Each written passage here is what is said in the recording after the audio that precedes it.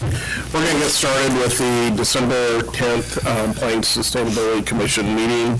Our agenda today is order of business items of interest from the Commissioner's Director's Report. We have a consent agenda. Those are the minutes from the October 8th, 2013 PSC meeting. The first item on the agenda after that is Climate Action Plan and Preparation Plan. That's a briefing by Michael Armstrong. And then following that, we have a briefing by Senator Wood of the Comprehensive Plan Improvement Projects. And to start, I want to recognize Leilani. This will be her last meeting. And thank you for all your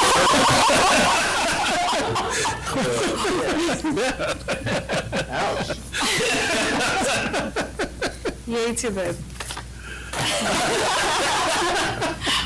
Yeah, I'm going to give them back to the. You get more paper on your way out. So I just wanted to say thank you. You have been a great asset to this commission, and all your input has, helped form our decisions as we went along. And it's just, you're going to be missed, and I know you're happy to leave. You made that very clear. You made clear, but thank you. Thank you. I just want to thank everyone for all their support, especially the staff and our fellow commissioners. And I think we've had a lot of challenges, and it was definitely a steep learning curve for me. But it's been an honor and a pleasure to serve on this commission. And like I told Andre and Susan, I hope to stay engaged in different ways. I'm sure there's multiple committees that I'll be invited to, and I will happily participate in other ways. Well, we hope to see you in the committees. Thank you. Yeah. Thank you for these beautiful flowers. I see that you ordered the tropical weather today. Yeah. As opposed to the room. But we'll move this so we can see everyone. Other items of interest from commissioners? Chris?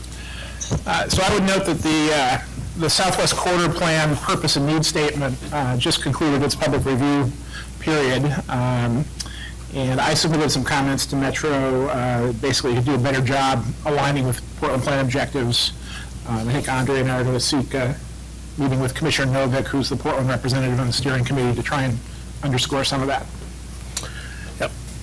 Other comments? I would just have one. Every quarter, the chairs of the Landmarks Commission, Design Commission, and myself meet to talk about common items of interest and where we're going. At our last meeting, which was about 2 weeks ago, we agreed to, and I've talked to Susan and Joe about this, is to probably early in the first quarter to have a joint kind of work session with the Landmarks and Design Commission to talk about some common items relative to the comp plan. So items like building height, issues that the Design Commission is working with is East County is asking for some design overlays and other issues that communities are bringing forward. The Landmarks Commission has an interest actually in building height, because some of the, as you look at corridors, some of the buildings, even though they don't meet a historic kind of designation, do have some historic design from their viewpoint characteristics, and having a monolithic corridor of all heights and destroying maybe some of the 1- and 2-story buildings has, from their view, may not be in the best interest. So talking through some of those items that are interest to all of us relative to the comp plan and how we address those is something that we're going to try to put together. Yeah, Willie. Yeah, curious about the park board, because there are definitely some cross-cutting issues there as well, and I'm not sure if there's a comparable, is there a commission committee that BES has, out of curiosity? I know there's a budget committee, but is there used to be a WASOG, which was the watershed advisory group.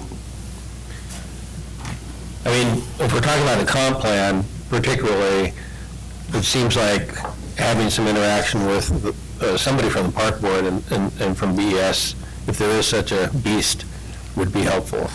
Well, we were trying to do commission, so I'll talk to the Parks Commission. I know they have a commission. I don't know about BES, because they can respond through the Bureau kind of infrastructure, from that standpoint. Well, at any rate, there are advisory committees that, we're talking comp plan, talking the systems plan, seems like it would be good cross-fertilization. We have actually been, I believe, reaching out to those commissions and briefing them along the way. I'm not sure what the next planned sort of moment is, but, so I can check on that, Mike. Okay. Other items of interest? Three things. One is just to pick up on Chris's comments about the southeast corridor purpose and need statement. We have staff from PBOT joining the PSC leadership meeting on Thursday to talk about drafting, actually, comments based on your input and just submitting them through the city's comments as well. So we're working that from a number of angles. Secondly, the first of the Budget Advisory Committee meetings is on Friday. Kat's volunteered to serve and is winging it back from Los Angeles to make the meeting. And this year, this is the first year that the preparation of the budget is also going to include a budget equity assessment tool that's been created by the Office of Equity and Human Rights. So all of the Bureau's budgets are being evaluated with a sort of a framework of questions about their impact on communities of color. As part of that, and last year you all wrote a letter in support of our budget submittal, and as we get closer to the finish line, we may approach you for that as well, again. And then the last item is that Susan is not here today, but she's in San Francisco and is participating in the Urban Land Institute Rose Fellowship. And this year, the ULI named Portland a fellowship winner. And what that allows is Mayor Hales appointed Susan, Leah Treat, who's the director of Portland Bureau of Transportation, and Patrick Quinton, who's the director of PDC, as the fellows. And they go to ULI headquarters, as well as a series of meetings across the course of the year to work with a cohort of cities on related sort of issues. And the issue that we put on the table is looking at what we're calling employment transit-oriented development, that idea of getting jobs around transit development in the Central East Side. So the ULI assembles a panel of experts to advise on that and sort of work with the group of city leaders on strategies and approaches to those questions. And that ULI group of leaders will be here in February for a few days. So we'll let you know when if there's any opportunity to meet with them when we're here. Other items of interest? If not, we have consideration of minutes from October 8th, PSC meeting. Is there a motion? Just one observation, one correction. It says here that I pointed out that my experience in Paris, for example, is that buildings, they don't have a lot of tall buildings in the city. And I mean, there are some obviously, but I know they are definitely, almost all the buildings are more than 8 feet high. I think I said 8 stories. So for the record, a lot of munchkins in Paris. So with that correction, So moved. so moved? All in favor? Aye. Opposed? None. Passes. First item, climate action plan and preparation plan. It's a briefing.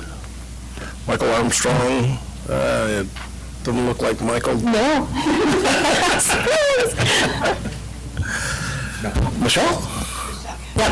So thank you for having us. I'm Michelle Krim. I'm with the Bureau of Planning and Sustainability. And Michael was hoping to be here. He is battling the weather to try to get back from the East Coast, and so he's unable to be here. And then Caitlin Lovell with the Bureau of Environmental Services was also hoping to be here to talk to you about some of the natural resources stuff. And so in her absence, I'm going to endeavor to do that. And then with me is Ingrid Fish, who's with the Bureau of Planning and Sustainability, Alice Brawley-Chesworth, who's with Bureau of Environmental Services, and Tim Lynch, who's with Multnomah County's Office of Sustainability. And so between the four of us, we're here today to give you an update on where we're at with updating the Climate Action Plan. We've talked to you a bit about that in the past, and so we'll get you up to speed briefly on that. And then we wanted to spend more time today talking to you about the climate change preparation strategy work that has been underway. Yesterday, Julie emailed you two documents. One of them you have printed before you, which is the strategy, the draft of the strategy itself. So this is still an internal draft. We're working towards getting this ready for public comment here to put it out in the next couple of weeks. And so the other document is a larger risk and vulnerabilities assessment, and that too will go out for public comment, but we didn't bring a printed copy of that for you today, but we can certainly get you one if you want one, but you do have that via email. So to get started here, you know, we dropped the temperature in the room here to get you really keenly focused on global warming. I can see that the screen is sort of frosting over there, so it adds a nice little effect there. So as you know, we have over 20 years of climate action planning under our belt. We were the first local government in the U.S. to have a climate action plan in '93.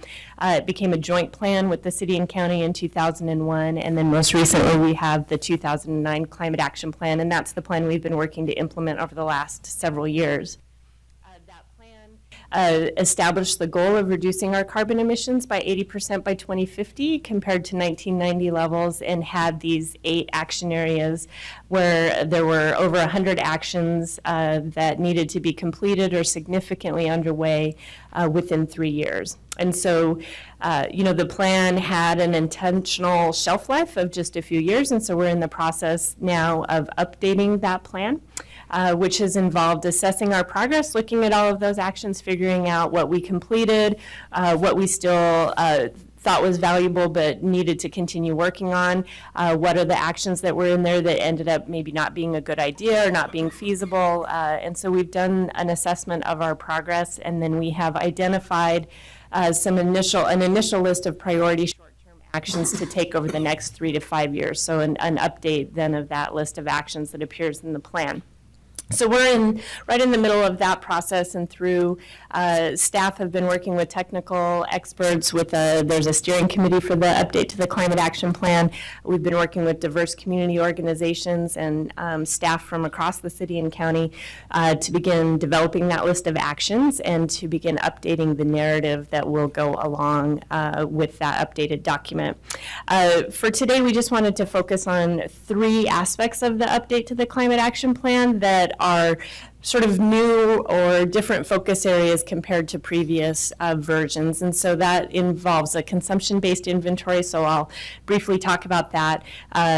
More diligent work to integrate equity into our climate work, and Ingrid's going to talk about our work on that, as well as climate change preparation, and we'll be spending the bulk of the briefing today talking more in detail about that. So as it relates to consumption-based inventory, the 2 pie charts here, the one on the left is sort of a traditional inventory approach, and this is the approach that we use when we look at measuring our local emissions. And so these are emissions that come from, from the energy that we use in Multnomah County. So it's the fuel that we use in our vehicles and transportation system. It's the natural gas and electricity and heating oil and other things that we use to heat our homes and our businesses, and so that's all the blue pieces of the pie there.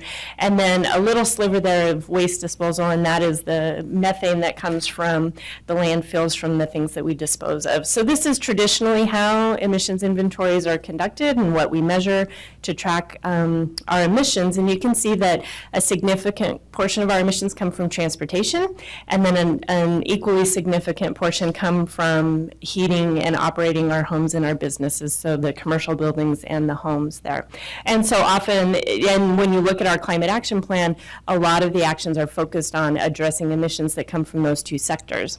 The pie chart on the right is what's called a consumption-based inventory. And so as I think all of you know, there are a lot of emissions that come from goods and food that's produced outside of Multnomah County and other states and other countries. And all of those, the energy that goes into creating those goods that are consumed here, really we should be considering and counting as well. And so a consumption-based inventory folds all of that in. And you can see that still energy use, home energy use, and transportation remain significant portions of the pie, but then food, which is the green, you can't quite see it there because it's frosting over, food is a big chunk of the pie, and then stuff, all of the stuff that we consume and throw away on a regular basis makes up the rest of that pie.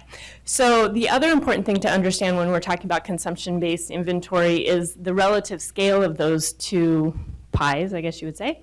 And so if you look at this, the inbound inventory is that that traditional inventory, so that sort of pinkish red circle there. And so those are the emissions that come from goods and services produced within Multnomah County. Some of those are consumed here, most of those, and a lot of those are consumed elsewhere. But when you add in that consumption piece, you can see almost twice as many emissions come from things that are produced elsewhere that are consumed in Multnomah County.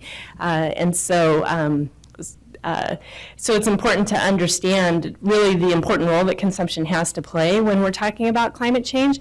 And so as we're working on updating our climate action plan, you'll see more of a focus and sort of a deeper exploration of how consumption relates to our emissions here and actions that we might take to reduce emissions locally and then also globally as well in terms of the role that we have to play there. So, Michelle, to make sure I understand that, so sometime this afternoon, UPS is going to drop off a package at my house that I bought from Amazon. Yes. So in the first, I honestly don't remember. Soon it'll be a drone. That's right. So, in the prior pie chart, the gas in that UPS truck would have been assigned to transportation, right? Mm-hmm. But now that's assigned to stuff, right? And is the embodied energy in that thing that was manufactured also assigned to stuff, or? So it depends, but yes, generally it would be assigned to stuff, and in this case, it would be we would be counting the fuel in the UPS truck in part of that red circle there, and the fuel and the energy that went into producing the goods in some other country would be part of that blue circle. But when you're looking at this pie chart here, it would all sort of be in stuff. Yeah. All right, so with that, we'll move on to talking about our work to incorporate equity into the Climate Action Plan update, and so I'll turn it over to Ingrid to give you an update on that. Hi, Ingrid Fish, BPS. So we've been working really hard to incorporate equity into this Climate Action Plan update.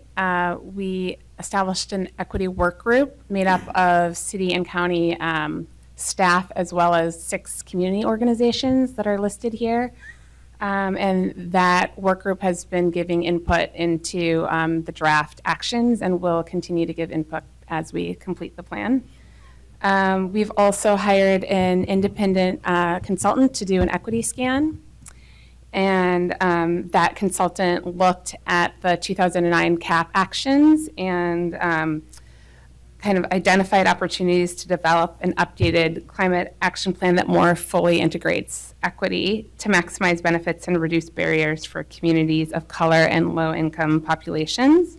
And we're currently developing an implementation guide, which will include suggestions for staff to incorporate equity into while they're implementing the actions. As we begin to implement the actions, we are using an equity lens, and we're asking ourselves the following questions. Are there current and historical disparities related to the action? Who primarily benefits? Are we missing an opportunity to further reduce disparities for communities of color and low-income communities? Are there unintended consequences or burdens? And if so, how can we fix them? The 2009 Climate Action Plan included a chapter titled Climate Change Preparation, which was Chapter 7. And in this chapter, we were charged to come up with to create a climate action plan and conduct a vulnerability assessment.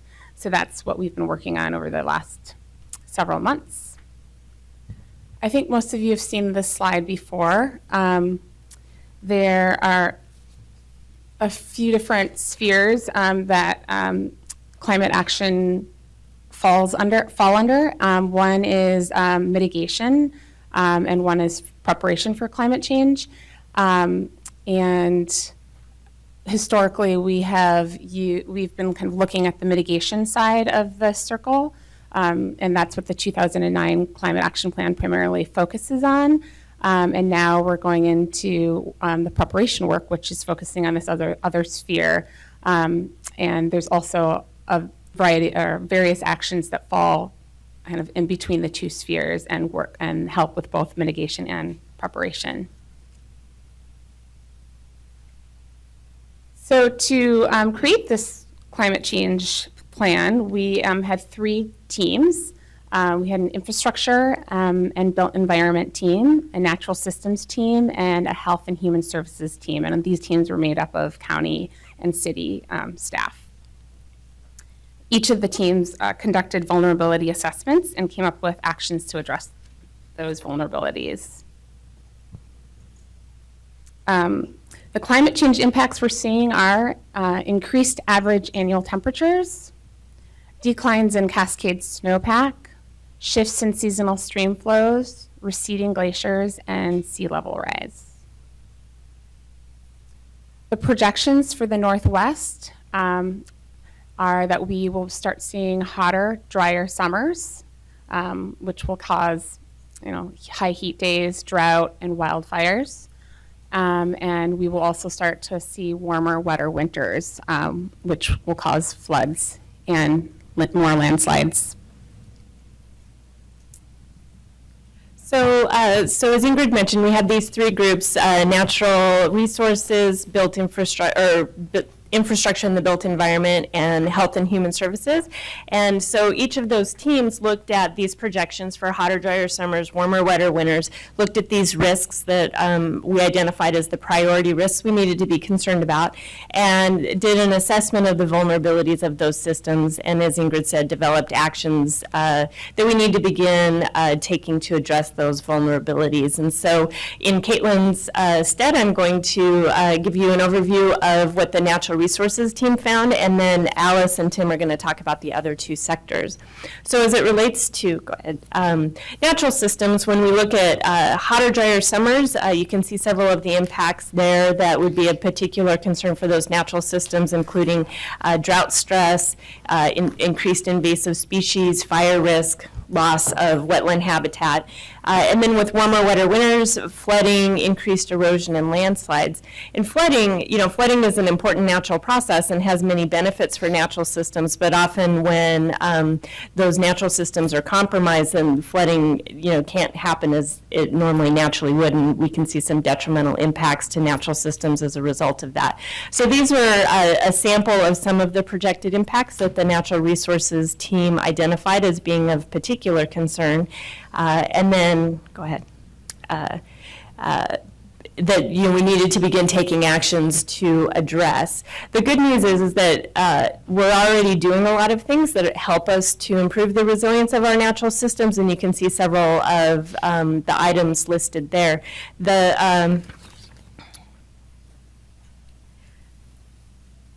and then you can see a picture also of the restoration work along Johnson Creek. And so a lot of these actions that we're currently taking are going to help us be more resilient to those climate changes in the future. And these actions not only benefit those natural systems, but they also, in turn, will benefit people and property and help to buffer against some of those risks of climate change as well. So in many cases, and you'll see that I think through the other sectors as well, we already face a lot of those risks. You know, flooding is already an issue for us. Heat is already an issue for us occasionally, and so in a lot of ways we are already taking actions to help address those risks. And so as we look at climate change, we know that in many cases we need to continue doing what we're doing. In some cases we need to ramp up our efforts or maybe do them a little faster. And in some cases there are some new things that we need to start doing that maybe we aren't already. So the next slide there. To give you an example of some of the actions that the Natural Systems Group has identified being a key priority going forward in terms of our strategies. One is to work to cool urban streams, and so as temperatures go up, water quality issues as it relates to temperature will continue to be an issue and become more of an issue both in terms of higher temperatures and also lower flows in the summer. We need to, as we do this restoration work, for example, we need to make sure that what we're planting there are going to be able to withstand drought and these future climate conditions so that we're giving those plantings the best opportunity to survive going into the future. We need to continue to work on invasive species issues and in some cases be monitoring for new invasive species, and we also need to support species that may need to alter their range as a result of climate change. We've identified several actions that relate to reducing urban wildland interface fire risk, so not only within the natural areas themselves, but also as it relates to property owners or humans that are interfacing with those natural areas to reduce the fire risk there. And then lastly, there are several actions that relate to restoring floodplains and preparing to manage the increased runoff that we're expecting to see in the winter. So our existing issues with runoff will just become that much more magnified in the future. So next, we'll turn it over to Alice Brawley-Chesworth with BES. She led the group that looked at infrastructure.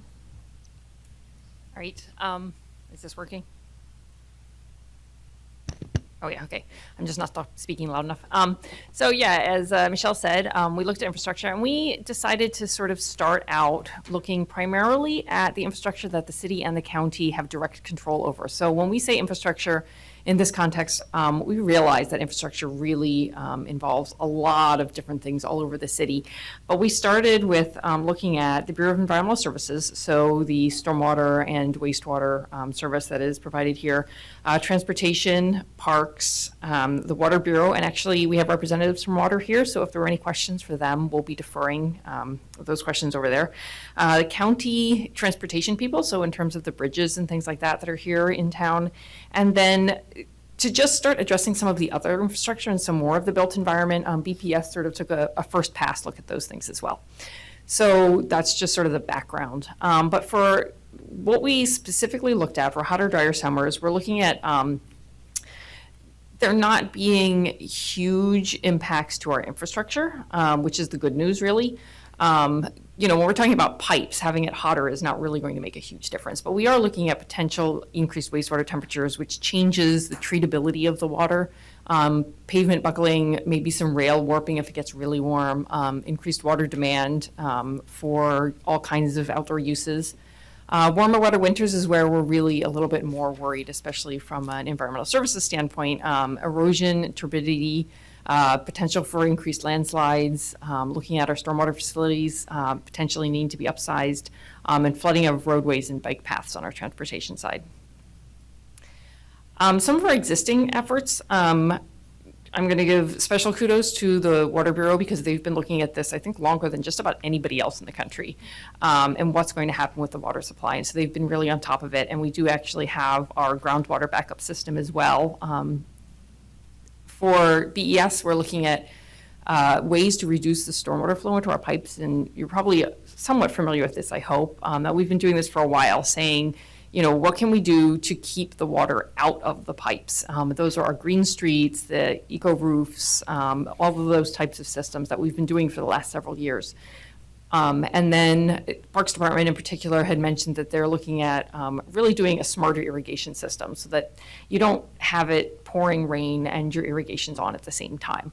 That instead, it's designed to be a little bit smarter than that. And so in the future, some of the things we want to expand and potentially add are to look at expanding the capacity of the groundwater system if necessary, continue to look at the potential impacts to the Bull Run watershed, work with other partners on floodplain data so that we know where flooding is likely to happen and we can take some action there, look at landslide hazard reductions, and our big one really for the infrastructure group in particular is this last one, the incorporating climate change as a risk in asset management. We really took an asset management approach to this, where you look at all of the different risks to your systems and you prioritize based on those risks. And so making sure that climate change is incorporated into those existing systems appropriately so that every decision we make has climate change at its base and is included.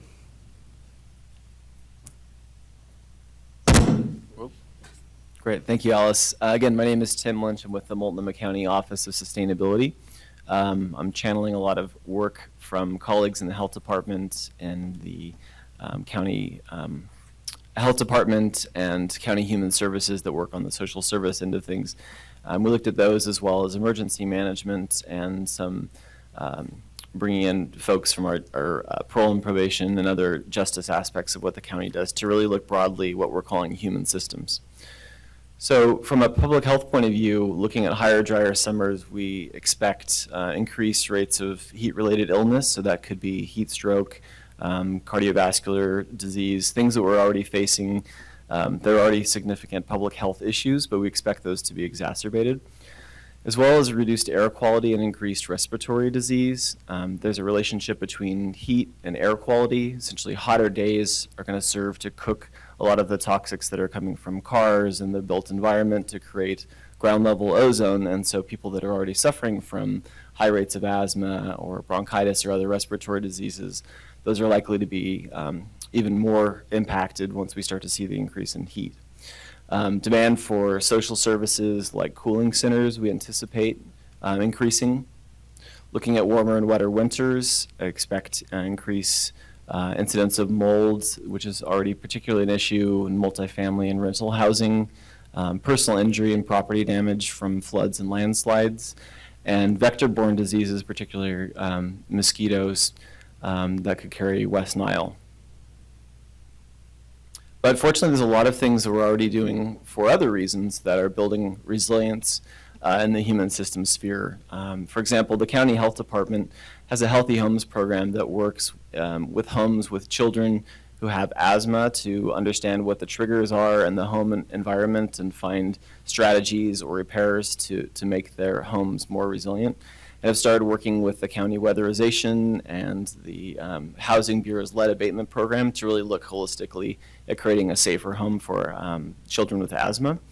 We've had a long history of a strong vector control program that's been able to identify the potential of West Nile and other vector-borne disease and has done a great job eradicating those. We have an all hazards planning strategy within the health department that works with other social service providers to provide information through aging and disability services and other social service providers around outbreak of disease and could be a good model for if there's a heat event, for example. So we already have a good infrastructure in place around that.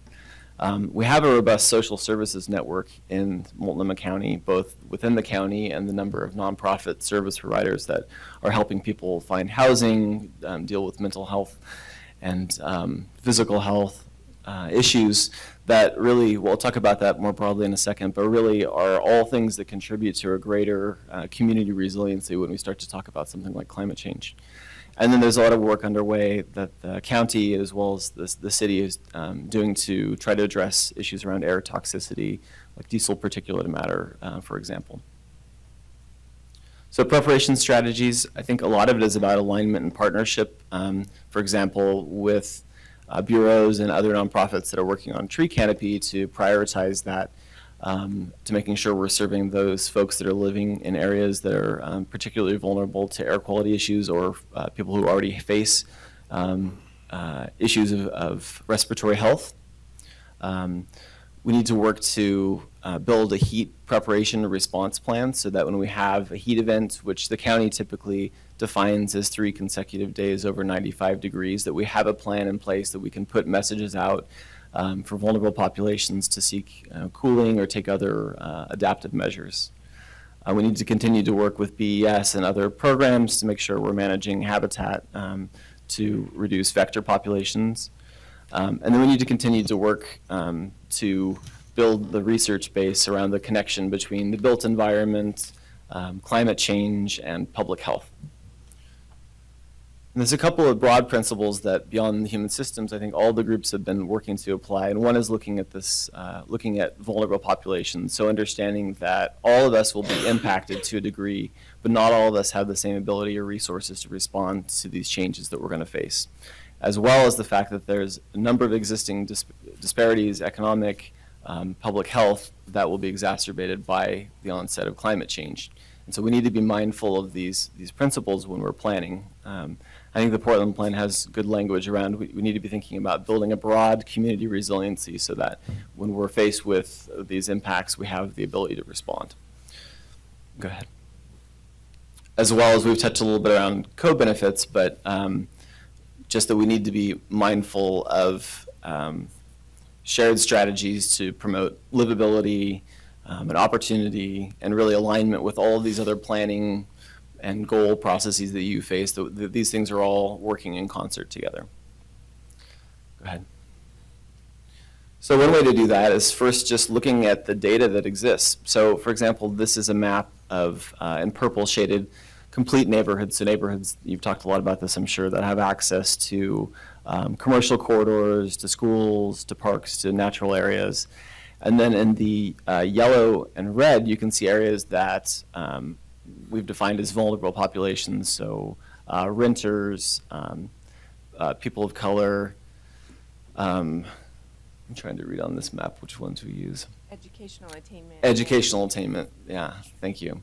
And so just understanding there's a relationship between where we're making investments, say for building complete neighborhoods, and where there are communities who are facing a number of challenges that could benefit from those investments. Go ahead and go to the next.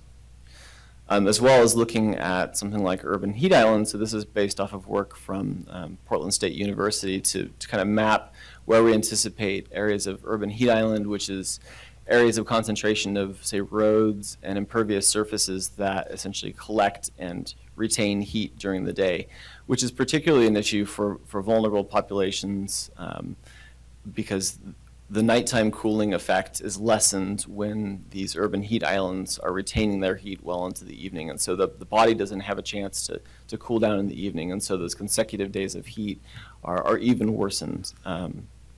And so go ahead. And so looking at one of the sample strategies we have in the plan, decreasing the urban heat island effect, considering how vulnerable populations are making decisions about tree planting and investments.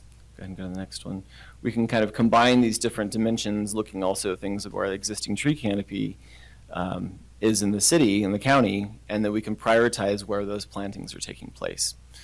So it's kind of a simple, I think, idea and sort of should go without saying, but it's about working together as the two different parts of the government as well as community partners to really being strategic of how we're making our investments to making sure we're hitting a lot of things at once.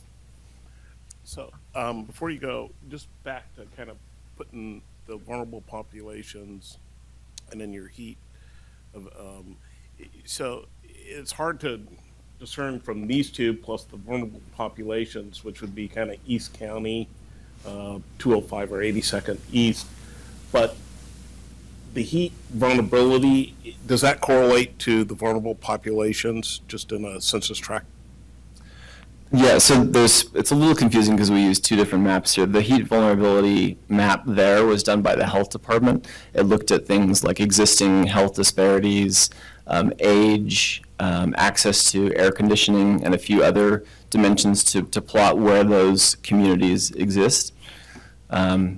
So, So in this map here is taking those risk factors from the gentrification work and sort of using that as an initial proxy for communities that would likely currently face existing disparities that are likely to be exacerbated or make dealing with the impacts of climate change more challenging. And so the heat vulnerability index one that the county did is a deeper dive that really is looking specifically at the impact of heat and identifying the risk factors that might make a population particularly vulnerable to heat. And so I think this is an initial sort of high-level proxy, but as we begin looking at the individual risk factors, we likely would potentially be looking at other factors of vulnerability and becoming, I think, more refined in how we might look at that. And that heat index is one way that the county has started to do that. Okay. Mike, did you have a question?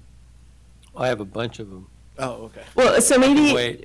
so this is the last bit here. We just wanted to talk to you a bit about how we envision this work coming together. So the top table there is the climate change preparation strategy, and then also the risk and vulnerability assessment, which was that larger document that has a lot of the science and the findings from these groups detailed. So we are about to put those out for public comment, and so we're sort of in the third box there. And then at the same time, we've been working to update the climate action plan, and we're sort of in the yellow box on that one, where we are in the process of starting to develop that strategy.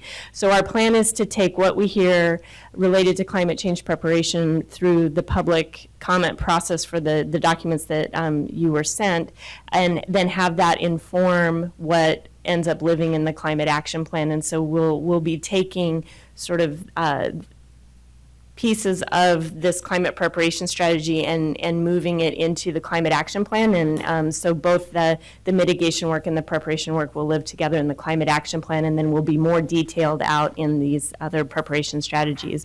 And then we plan to take all three of those deliverables to City Council and the County Board for consideration of adoption later, probably late May, early June. So that sort of is our timeline. So we'll have some standalone preparation strategies, and then we also will make sure that the preparation part of the climate action plan is more built out than it currently is in the existing plan. So that is sort of where we're at in the process, and I think if you all have questions, we'd be happy to take a stab at it. Mike? Well, before I ask any questions, this is great work. And you didn't really get at looking at both potential negative impacts on natural systems as a consequence of addressing vulnerable populations. But I know in the language I read was pretty explicit that you don't just toss the natural systems out in order to address issues related to human health. A classic example, in '88, we got a water control structure put in at Oaks Bottom Wildlife Refuge because mosquitoes were a complaint by the local neighborhood.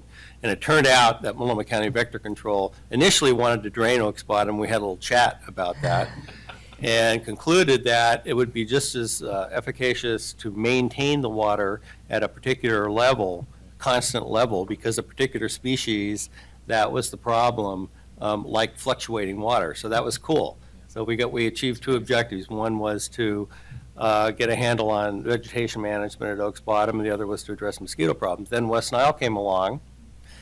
Multnomah County Vector Control required parks to manage the water differently. And any of you who've been by Oaks Bottom Wildlife Refuge in the last few years have recognized that the entire bottoms is now dominated by an invasive species, purple loosestrife. So that's a huge negative hit on habitat value there. So I'm very pleased to hear that there is recognition that we need to really pay attention to the potential negative impacts on the natural environment at the same time we're addressing impacts due to climate change on people. So that wasn't mentioned, but I think, but it is in here, and I think that's great. And Action 7D in here is written in an attempt to try to Right. get exactly at that Exactly. too. Yeah. Right. Good comment, thank you. I actually do have, I went through this and I've got a lot of comments. This is an internal review copy. Do you want our comments now or after it's been released for public review? I think after it's been released for public review. So, if you see, I would say if you see something in there that you feel really strongly needs to get addressed before we would have a public comment version out, we would certainly take your feedback, Mike. But at this point, yeah, we are, we're moving towards trying to get it out in the next couple of weeks, and so it would need to be pretty quick feedback if you had that. I have it in tomorrow. Okay. Regarding how these things go together, I've been an advocate for bringing the preparation plan into the climate action plan, and I feel comfortable at this point with what you just described. My understanding is the meat of the climate preparation plan will in fact be included in Chapter 7 in the climate action plan update. But there will be that second document that it goes into much more detail that will have as much, this is my concern, it will have as much credence, as much force within the city and the county as the climate action plan itself. That's my concern, was the preparedness stuff would be pushed off to the side, and when push comes to shove and budgets get done, that it would be like, oh, well, very easy to forget that this other document is out there that has very specific, and implementation obviously is the devil in the details. Yeah, so our intention is, I think in part, that's why we're looking to bring all of them to council at the same time, so they're all sort of, put out there at the same time. And then we are, especially all of the action, like what are we going to do about it, is definitely going to live in the climate action plan. The risk and vulnerabilities assessment, I think will be a really solid foundational piece of work, and is something that we would continue to go back to and to reference as we continue working going forward. But it's not necessarily something that we plan to update in great detail every couple of years like we would with the actions. We feel pretty confident that based on the science and the modeling that we have to date, that it gives us a pretty clear picture of what we're facing, and we need to stay up to date with that, but we don't necessarily need to update it as regularly as we do the actions. And I really appreciate that as well. I read through this, and the actions, as you note, would be evaluated every 2 years. So it is, in fact, adaptive management. Yep. If we make changes if necessary. Yep. The other huge concern that I continue to have, and I know that in my absence, I think some of my colleagues might have nailed Bob Stacy down a bit when he did his presentation, but there's still no reference whatsoever. I mean, Metro's mentioned, I think, in somewhere in the document, but in terms of addressing, especially from a preparedness perspective, addressing climate change, it's great the city and Multnomah County are doing, really have this fabulous program, but there's no way we're going to really address climate preparedness unless it's done at the regional scale. And have you had any additional conversations with Councilor Stacy or anyone else at Metro as far as because I noticed they're not even listed as participants in these conversations. Well, do you want to talk about impact? Sure. Actually, I think it was just last month we presented to IMPAC at the request of Commissioner Loretta Smith, and there seemed to be a lot of interest about bringing this preparation conversation to Metro in a more robust way. But And among the jurisdictions that were there was strong interest in a request for exactly what you're saying, sort of a regional effort, and to take what we've been doing here at the city and Multnomah County and sharing that with other regional jurisdictions. And so, certainly there's a role for Metro within that. And then I think there also was just strong interest in sort of connecting directly with the jurisdictions in the region. So I think there's strong interest. And now that we have something, I think that we can sort of put on the table and talk about, it'll make those conversations a little more concrete. Or less concrete, that is. Okay, well, I'm pleased to hear that. I'll keep pushing on that, because their climate smart communities work, while it's great on the mitigation side, there's not natural resources.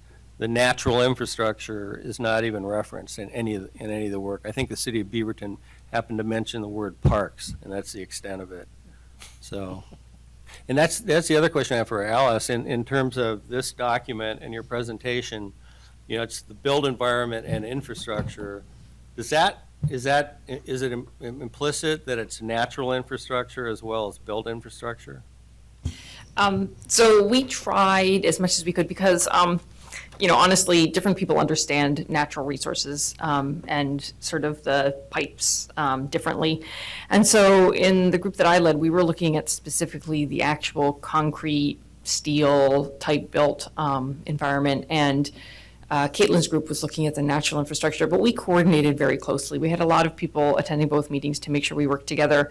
And so things that we're calling infrastructure in here would be, how many green streets do you need and where do you put them? But actually making sure that they function properly is part of the natural resource. So we knew that there was an interface and that they had to work together.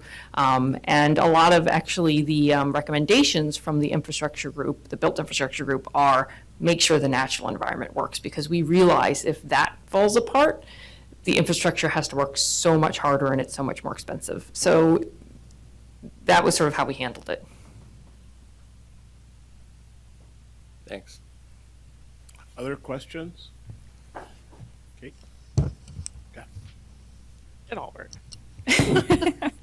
I apologize for not getting through a 112-page reading, because it might be in here. But what I'm struggling a little bit with is I think that the equity lens that you put together makes a lot of sense, but I'm not seeing it necessarily tied into this document so much. And I don't know whether you're just not there yet or whether it's more in this deeper document and somehow there's a tie between the two. And so kind of followed where the health assessment and vulnerable populations, perhaps as far as health concerns, but for example, if you're going to look at eco roofs, there's also concerns with cost of housing and vulnerable populations. If you're going to put eco roofs on all buildings, for example, that's going to increase the cost of a building, which is going to increase potential rents for housing. So, and maybe that's tied in somewhere, or someone looking at that through that same lens. I guess I'm just looking for that connection. So, and Tim, feel free to jump in. I think that a lot of what you're talking about relates to how we implement these actions, and there are a variety of ways that you might go about implementing any one of these actions. And so the list of questions that Ingrid shared are primarily the questions we would be looking for staff to be asking themselves as they're working at implementing, and so that's when they need to be asking themselves those questions, and so they're making more informed decisions about implementation. So you're not going to see that level of detail necessarily in the document itself in terms of how to go implement these actions, except that there are some places where we did try to call that out, where we felt like it was particularly important. Most of them relate to heat and to populations that are vulnerable to heat, because that's where we expect to see the most, some of the most significant health impacts and impacts to those vulnerable populations. And so the actions and the objectives around dealing with heat, you'll see a little more called out about specifically vulnerable populations. And so is there anything else you want to add to that? I think that answer, I think it really does come in at the implementation. Sorry. It really does come in at the implementation point. Yeah. We're facing the same challenge with the climate action plan, where and Ingrid mentioned we're developing an implementation guide, and in part it's to try to address this make sure that there's not a disconnect between our intent and this lens and these questions we set up that we want to be asking ourselves and the actual implementation. And so we're trying to detail some of the specific things you would need to pay attention to as you implement these actions. And so as we continue to develop that, you'll see implementation guidance for these preparation actions as well in that guide. Great, thanks. Other questions? Go ahead. So, use your microphone. The winter stuff is based on warmer, wetter winters. Are you going to include sort of the cold temperatures that we've been getting? Because I know that similar to the cooling centers during the summer, we need to provide the warming centers during the winter, and it seems like we've exceeded the number of really cold days that we've already had this. Mm-hmm. I mean, it's not even winter yet. I mean, it's technically still fall. And is that going to be in the plan or in the preparation plan? So that's not something that we looked at within the climate preparation strategy, but it's obviously something the county is very concerned at and is Yeah. putting resources towards addressing.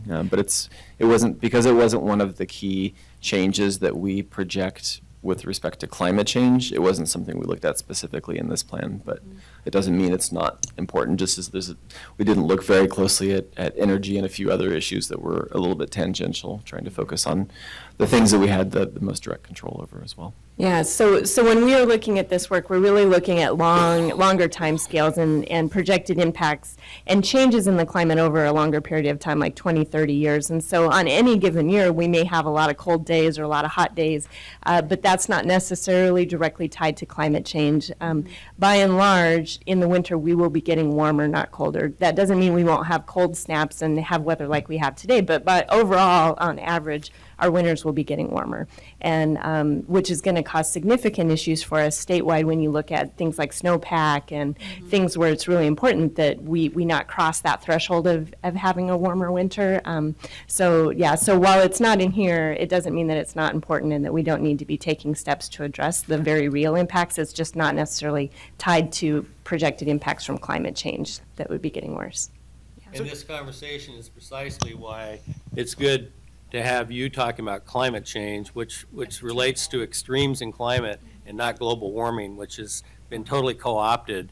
And people point to this winter as an example. Well, nothing's happening, it's getting colder. But isn't one of the expected impacts of climate change that we will have more extreme weather events? Exactly. So when you look at the modeling and the results of that, at this point for the Pacific Northwest, it's inconclusive. Like, there isn't necessarily a strong signal that we would expect to see more extreme weather, whether it's more, other than having more high heat days, but not necessarily. So we already have instances of extreme weather, but we don't expect that to get worse necessarily in the future. Other parts of the country and certainly other parts of the world, that's a very different story, and they definitely are expecting to face more extreme weather. We're sort of protected here somewhat because of our proximity to the ocean. Things like El Nino really kind of temper us a little bit, and so we're a little more buffered here than maybe some other parts of the country. So it's something that we're going to continue to watch and see if the science changes and tells us that maybe we might expect to see some more extreme weather, but by and large, that's not a big risk that we are looking at facing at this point. I would make a recommendation, though. I mean, it's been cold for a while, and I think that if you were giving this presentation today formally, people in the audience or on TV would laugh to hear your comment that you didn't anticipate for the cold weather, because a lot of people, I had people come to my office, they're homeless, and it's a mom with 4 children, and it's freezing, and for her to hear, we didn't take the cold into account, that would just not be, I would think, an appropriate response. Right. Just FYI. Yeah. So that's a good point, to figure out how. And one of the challenges that we face is about how to really effectively talk to the public about climate change and the impacts. It's extremely complicated, and the difference between weather and climate, is, for many people it may make sense, and for others the reality is how cold it is today. And so what do I care if I'd be glad if it was a couple degrees warmer. So so it's. I'm just talking for presentation purposes. Yeah. You want to have a buy-in. You're not going to have a public buy-in if they're freezing to death and cold wasn't part Right. of the report. Yeah. Just an FYI. Yeah. Okay. Other questions? Well, that last point in terms of our climate being pretty benign relative to the rest of the country, I also applaud the fact that you actually referenced the potential for climate refugees, which I think is a very real issue that we're going to be facing. As people look at that map, they get tired of their wildfires and their tornadoes and hurricanes, they're going to be looking at the Pacific Northwest more and more. And I talked to Metro folks and some others, whether they're including those kind of population projections into their thinking, climate change into their thinking, and they have not been to this point. And I think it's potentially a significant impact on this region. Yeah. So I had a couple of comments. One was taking up on your point, one that was brought up too, was the education of the population. In preparation, this doesn't seem to address education, because especially for the vulnerable populations, and asking them to, whether it's the type of housing they're going to live in or the mosquitoes or the areas they live in, educating them about, let's just not go out and spray the area, or traditional methods that may have been from areas they've come from because they're not from this region or something, that we're looking at different methods for doing different things that seem logical to us but may not to them. So some kind of educational policy seems to be a good preparation to be able to sell, if you will, this is the right thing to do. The other part is a connection to jobs, because the unintended consequence to me may be jobs, either directly here when you talk about water, lack of water. We have a lot of industries that use a lot of water in the metro region, maybe not Portland, but when you look at the metro region and all the chip plants and everything, not saying they're not viable for the next 50 years, but what's the unintended consequences around jobs, and maybe a job shift, and for the vulnerable populations that are in those low-income jobs?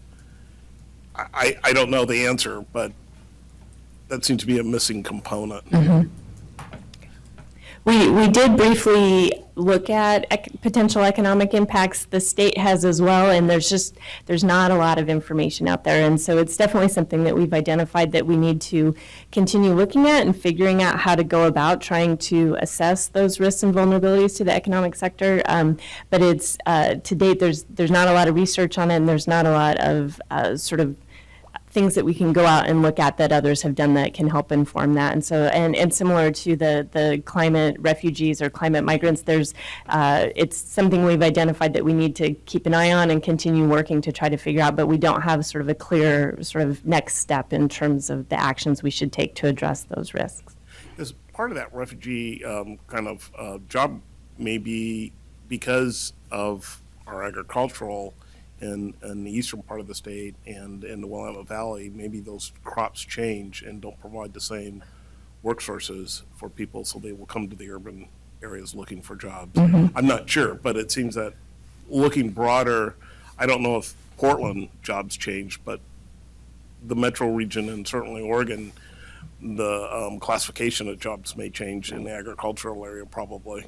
Yeah, and I think that's an interesting thing to look at, because water, for example, we expect that we're looking pretty good as it relates to water supply for us, but as you look out across the region and certainly across the state, it's a very different landscape as it relates to water availability. And so how will those impacts that are a little closer to us in proximity play out here in Portland? It's an interesting question, and certainly something we should continue to try to figure out. Okay, great. Other questions? One more. Is this coming, in terms of does this come back to us before it goes to council?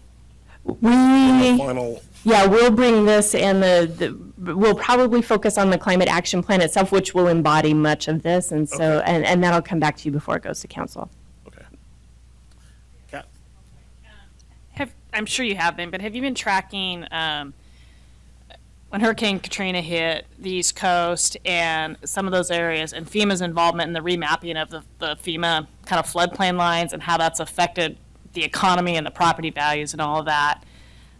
Obviously, that's going to come into play if we're expecting more flooding. So it just seems like yet one more lens that might be, maybe it's already being applied, but need to be just kind of thought through and again, when you're looking at kind of equity and implementation.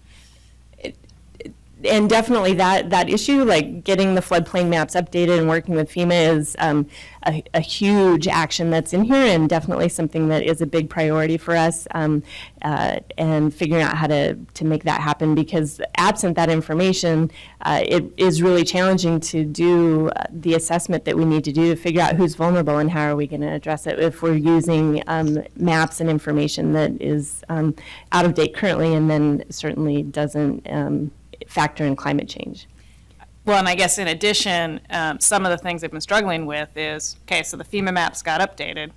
Now my property's vulnerable. Now my property value's just decreased, and or I got to do major changes to my home, and Your I flood can't insurance afford it. goes up. Yeah, exactly. So I guess just analyzing and kind of how that affects everybody. Yeah, that's precisely why Metro needs to be more actively involved in this, because the fact of the matter is, we have been pushing the line on natural resources, including floodplains, allowing people, giving them false sense of security by not prohibiting development in the floodplains. And so now we're going to be in a situation where people are going to be complaining that their property values have been decreased because FEMA finally got it right, or Metro got it right, or the city of Portland got it right and said, you know, that's a stupid place to build. And that it's going to be very interesting policy conversation we have. Look forward to it. Thank you. Thank you. Good time. Appreciate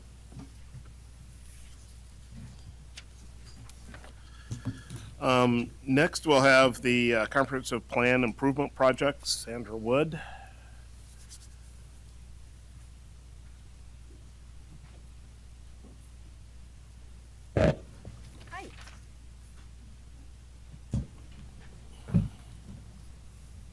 Good afternoon.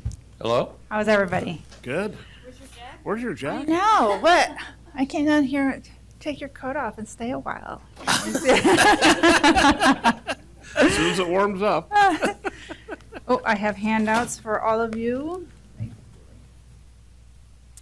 So, Sandra Wood, with Bureau of Planning and Sustainability, here to represent the Comprehensive Plan team again. We are shifting gears a little bit from Task 4, which is the comp plan that you all have been reviewing and know that's out for public review right now, and moving into Task 5. So today we wanted to just give you a preview of Task 5 and the projects we know we're going to moving forward with, and give you an update on other projects that we're scoping that we know are also an issue that we may want to move forward with, and we know our priority for certain constituents and certainly for our regulatory process too. So before I get into Task 5, which is the implementation phase of the comp plan, I thought I'd give you a quick update on where we are with Task 4. So you know we, in early October, we published the MAP app and the citywide systems plan. I know some of you are providing comments, detailed comments, right, Mike? On the citywide systems plan. And we have been to about 90 meetings since the beginning of October. So staff has been really out meeting people where they already meet. And we've counted about 1,600 people in attendance to those meetings. So it's been a really big effort on staff's behalf. So far, we've gotten about 350 comments. A lot of them are in the MAP app itself, so people are geographically making comments about, yes, move the center here, or consider X, Y, Z. So our comment deadline is December 31st, and so we're hoping and we anticipate in the next couple of weeks of getting many more comments, and then staff can begin to digest what the public has said about the mapping effort and the infrastructure project list. After that, we'll pull together our proposed plan, and we plan to publish that in the summer, and we'll be back to the Planning Commission with our official proposal in the summer of next year. So that is Task 4, and as if you remember, the periodic review work plan has 5 tasks in it. The 5th one is the final one, and that's the implementation task. Can I ask a quick question about how those people who submitted comments on Part 1, we're looking at Part 2 now, on Part 1 of the comp plan, will there be any kind of interim, not an interim document, but a staff response, like these were the issues we heard, and here's how we're proposing to address those? Yeah, so when we published Part 1, which was the goals and policies, Right. we got a lot of comments. I think the comment deadline was March 31st or something. We did publish a report, one report on everything we heard, and it was by themes. I know we shared it with the CIC. I believe we brought it here, didn't we? Yeah, okay, thanks, Marty. So we did bring it here, which had the major themes for the goals and policies and what we heard. We are not responding on a line item by line item basis Yeah, I to didn't all expect that. the comments. With Part 2, we have had, we are publishing not one consolidated report, but several reports. One about the summer outreach and the feedback we received through that effort. One, the PEG summaries, a separate one for the MAP app summaries. So we'll be getting that out, I believe, in January, February-ish? February-ish. Do you need us to resend that to you, the part one? Yeah, Okay. please. Yeah, we can send you the part one comment report again. Sandra, quick question. How do can you remind me how the quadrant plans play into this timeline, since they're kind of moving in parallel? They are moving in parallel, and maybe Joe can speak a little to this too, but so the quadrant plans will be the first, well, the Central City 2035 plan and the quadrant plans will be the first amendment to the new comp plan. Okay. So as soon as this goes through, and this meaning everything, including Task 5 projects that we'll talk about today, that's what the state considers the comprehensive plan update. So as soon as the projects that we talk about today get adopted and acknowledged by the state, that opens up our planning process for the next 25 years to continue amending it. It's a timing, not dilemma, but just a situation where we're going to complete this comprehensive plan. We submit it to the state. There's a period where we wait while they review it and get back and with acknowledgement, or if there's any things that we have to update or fix, we would do that at that period as well. So that's the finish line for the comprehensive plan. And the Central City work will be done while it's still in that window. And when you do a plan change like that and the implementing pieces adopt new code or the like, you have to make findings against your comprehensive plan. When you're part of periodic review, it's all one package. You're just redoing the whole thing, and so some of those changes go through as part of periodic review. And anything that happens after that's been adopted makes its findings against that new plan. So they're all linked together in terms of when things can go into effect. So the new Central City plan will be making findings against what's in this comprehensive plan. So you're not seeing any things coming out of the work on the Central City plan that are maybe stumbling blocks or kind of making you rethink anything in the comp plan? Not yet, no. I mean, it's kicking it down a level of detail. Right. It's a little bit like the presentation you just saw about taking it to what you're actually going to do about climate preparedness. So in Central City, we believe we're in sync. The issues that we have to watch most closely are the Goal 9, the jobs-related issue, and that's part of the discussion about what we're going to do on the Central East Side to make sure that we deliver on that need and promise. And the likelihood is that we probably can exceed maybe what we're carrying in terms of assumptions in the comp plan as of now. Any other questions about Task 4? So for today, we don't have, and this isn't a hearing, it's a briefing, and we don't really have an ask. It was just a matter of information sharing and being transparent with you all, so you know what projects we were beginning to discuss in the Bureau, and some of them we are actually embarking upon with advisory committees and all of that. So we just wanted to give you kind of a snapshot of where we are today and hopefully hear your feedback. So I'll give you a little overview, which is a 2-page memo in your handout, and then I'll have the project managers for the first 3 projects come and talk to you about what they're thinking so far. So the memo lists 13 projects, and for members of the public, I don't know if we have any, there's copies in the back also if you'd like to take a look at it. There's 13 projects listed in the memo, and the first 7 are the ones we know we're moving forward with as part of Task 5 periodic review. I won't speak to the mixed-use zoning. I'll have Barry Manning speak to that, and the campus institution. We have John Cole here to give you an update on that, and the community involvement program. Marty will give you an update on that. So those first 3 are ones that we're definitely moving forward with. The mixed-use one is one of our CET grants that we received. I know the commission was interested in what was the outcome of the construction excise tax grant effort through Metro. We received 2. The mixed-use zoning is one of them that's helping fund the comp plan implementation. The other one is Inner Powell Outer Division, which Joe can speak to after we run through this. The 4th project on the list is industrial and employment land supply. As you know, we've identified a shortfall in industrial lands. You've approved the EOA. It's incorporated into our policies. It's in the map. And so these 5 bullets are specific components of what would it take to implement a fix to that issue or resolve that shortfall. Project number 5 is the transportation system plan. This is an outgrowth of the networks PEG and the work that they were doing. And they will be completing the transportation system plan for adoption with the comp plan. And I know we've talked about that here too.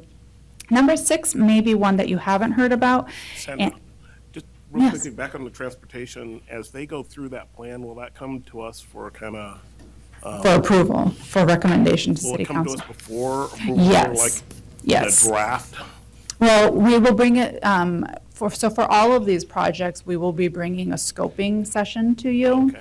And that one, they are still, they have a new manager, and so they wanted to get all on the same page, and then we'll bring it here for scoping, and then an early draft, and they'll talk to you about their So public that'll happen engagement. with all of these then? Yes. Okay, great, thank you. Yes.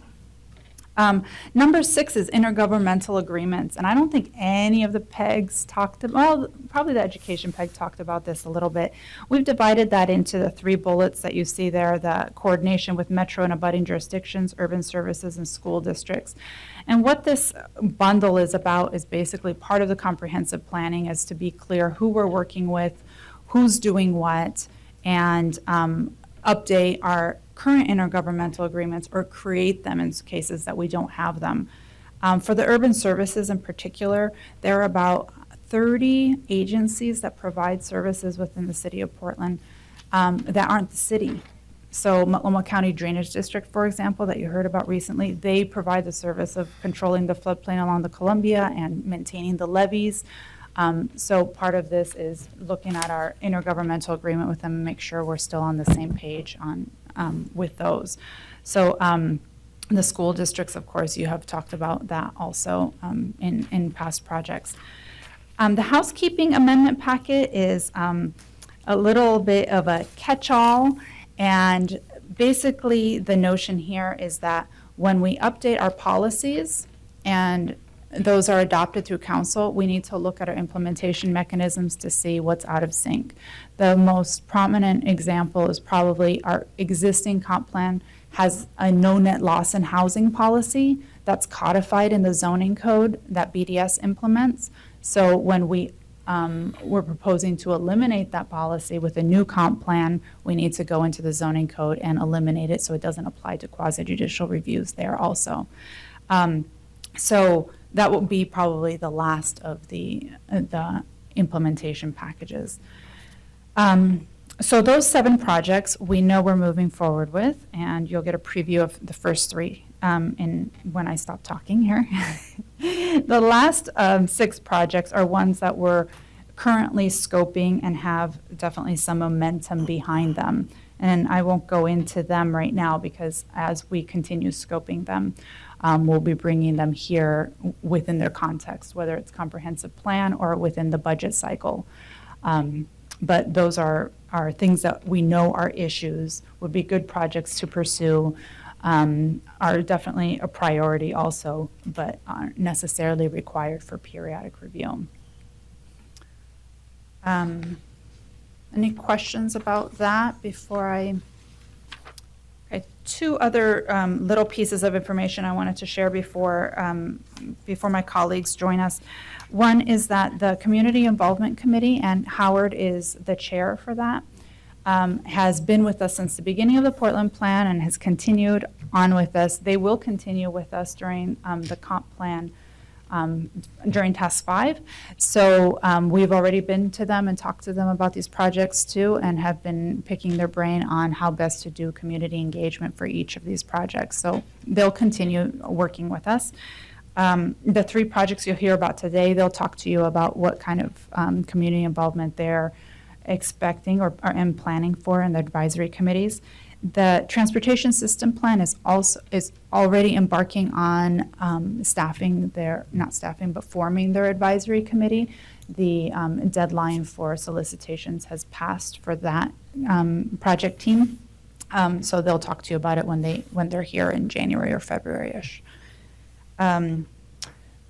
PSC involvement really quickly. When we did task 4, we all informed the policy expert groups. We decided that the PSC members would sit on each of the pegs. So I think that worked well, at least it did on our end. I hope it worked well on your end too.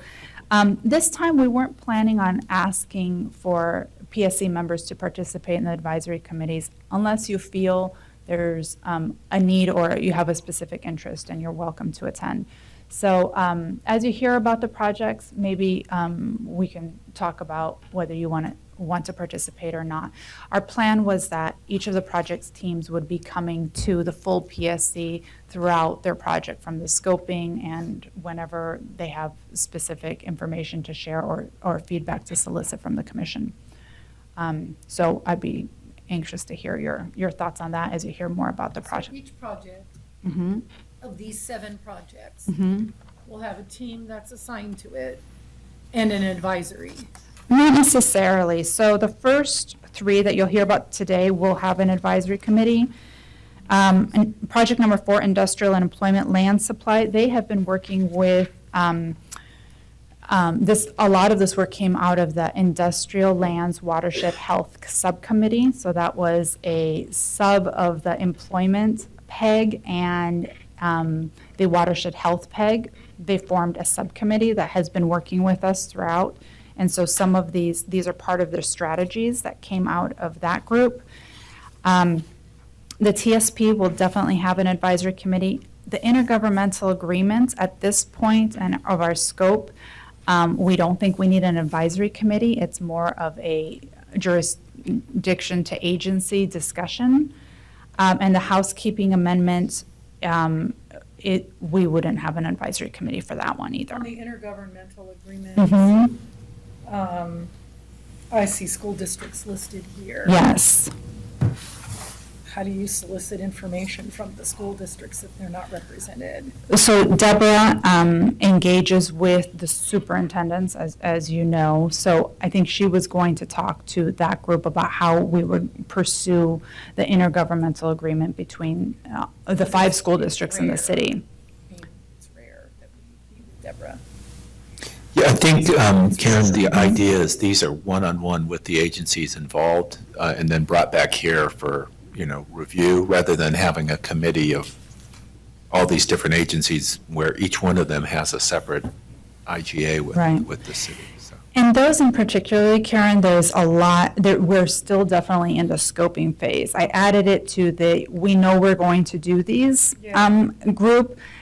We actually have been working with the city attorneys on, how far do we need to go? Do we just need to say we'll do an agreement? Do we have to have a signed agreement? And each of them are embroiled in their own goals for statewide planning goals and the ORSs, the Oregon Revised Statutes, about specific urban services and requirements. So we're still definitely scoping that,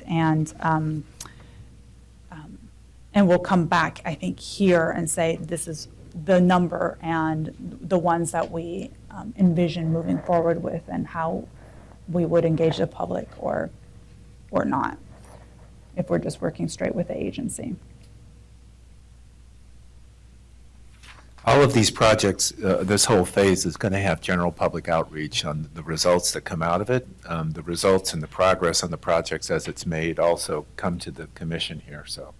That's even with or without a steering committee on the projects, Yeah. we're getting it out there for public vetting. Yeah, and we're brainstorming what's the best way for these projects to move forward together. One of the ideas we had was to do a couple open houses for all the projects to be there. I mean, they're very disparate projects, different stakeholder groups, but having 2 kind of big splashes during the year and a half that we're working together.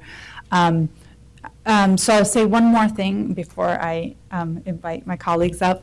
One is that they're all starting kind of at different timelines and have different requirements, and depending on staff availability, part of it is that we're trying to finish up task 4 so staff can start moving into these projects.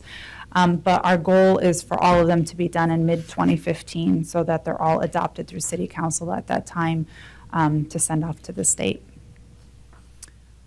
Yes. Yeah, on task 4, having sat in more meetings than I care to remember dealing with industrial lands, which of anything on this list, that's the single one that will be the most problematic for the comp plan, in my opinion.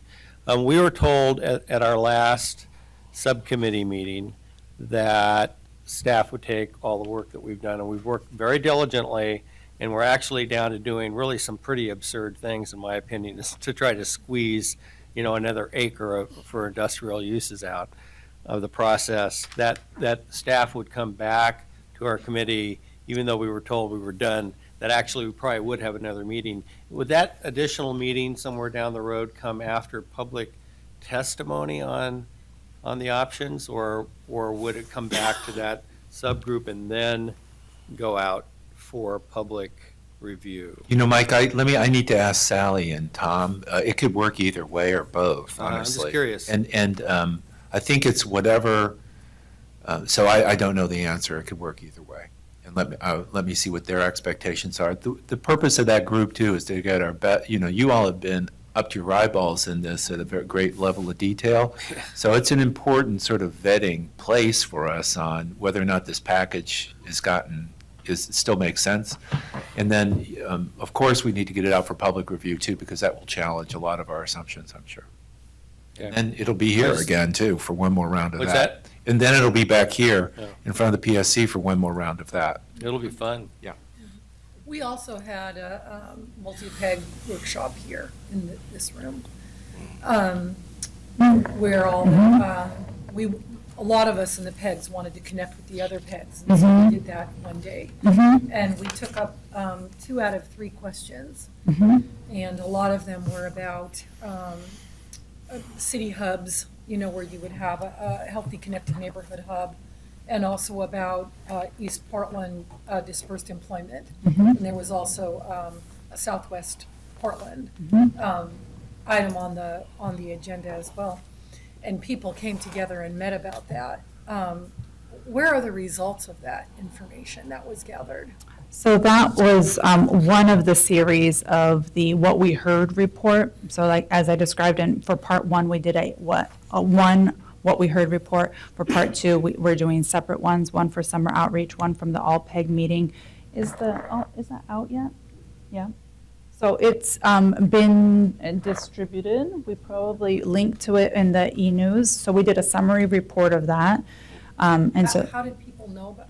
Was that sent to the Planning and Sustainability Commission as, hey, by the way, it's done and you can read this? Because unless you're changing the website every day for various things, yeah, that's something that we participate but we in. definitely highlighted it in our e-news. I can send it certainly to the commission, but it wasn't one that we have brought back to the commission yet with all of the What We Heard, because that's part of our part 2 outreach. And so until December 31st, when the comment deadline stops, we'll come back in January, February and say, okay, this is what we heard through all these different venues, that being one of them. But I'll make myself a note to send it to you guys. Just so that the people that participated in that, Mm-hmm. just to make double sure that they got some kind of feedback after Yeah, I'm pretty sure we participating in that sent, half. I'll double check, because I know we were talking about sending it to all the participants, the people who came that day. Thank you. Okay, so let's go ahead and start talking about the project specifically, Barry. So we have Barry Manning, who will be the project manager for the mixed-use zoning. And Sarah, do you want to just join us?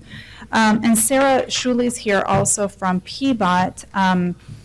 As you know, as part of the apartments and parking project, there was some follow-up work to do. And Sarah will talk to you about a TGM grant that PBOT has received to work on some of that follow-up work. And we thought it would be a good idea for Barry to talk about the mixed use and Sarah to talk about the parking, because they're interconnected and you can hear about both of them at the same time. Thanks. I was afraid that was going to happen. I won't do it again. Barry Manning, I'm the Senior Planner, Bureau of Planning and Sustainability. And hello, everybody. I want to talk to you a little bit about the mixed-use zoning project and just kind of give you an overview of how that project is scoped right now and kind of where we are in the process with that. There's a handout in your packet that gives you a bit of a summary about it, including some of the project milestones. I'll just talk through some of those things, and then are we going to take questions at the end, or do we want to take? Okay. So the mixed-use zoning project is really in response to the new comprehensive plans notion that we'll be accommodating a large share of our future population growth in a series of centers and corridors being identified throughout the city. So over the next 20, 25 years, we expect most of our population growth to occur in those areas. And many of those areas are currently zoned with commercial zones that have been around for many years. I think last updated significantly in around 1990. Many of those zones are not very adept at accommodating mixed-use development. There's probably some changes that need to occur in them to optimize them for accommodating mixed-use development throughout the city and housing development in those zones.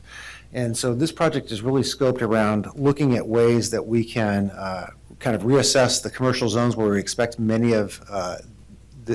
of the mixed-use development to happen, and try to right-size them for the hierarchy of centers and corridors that we have proposed in the comprehensive plan, and then also give them a little bit more of a sensitivity to the different pattern areas that we've identified through Portland. Right now, our commercial zones are by and large applied citywide. We do have a number of plan districts, as you know, and we have some overlay zones in terms of main streets and things like that that have a varying set of development regulations.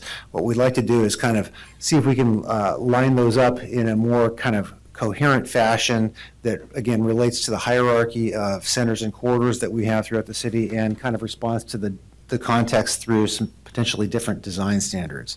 As Sandra mentioned earlier, the project is funded by a CET grant through Metro, which we're in the process right now of negotiating. We've still got a few loose ends to tie up there, but we're scoped to start work in January and run through about July of 2015.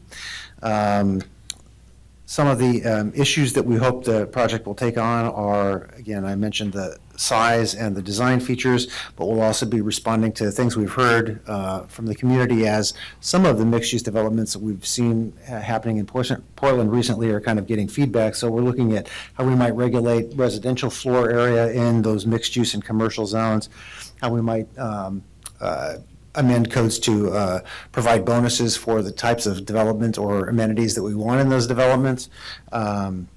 Try to give some look at trying to improve performance in terms of green features, and again, looking at other design things. Many of the new developments that we've seen throughout Portland have received different responses from the perspective of budding neighborhoods, so we really want to look at how they transition into the established neighborhoods with fresh eyes, maybe looking at the step downs and other kinds of transitions. We talked a little bit about this in a couple of our PEGs. There may be some opportunities to refine that. We've used some of those tools, again, in different plan districts throughout the city, but not on a consistent basis, so we might want to integrate those in a more comprehensive way. In terms of the process itself, again, we're planning to get the CET IGA finalized this month or early in January.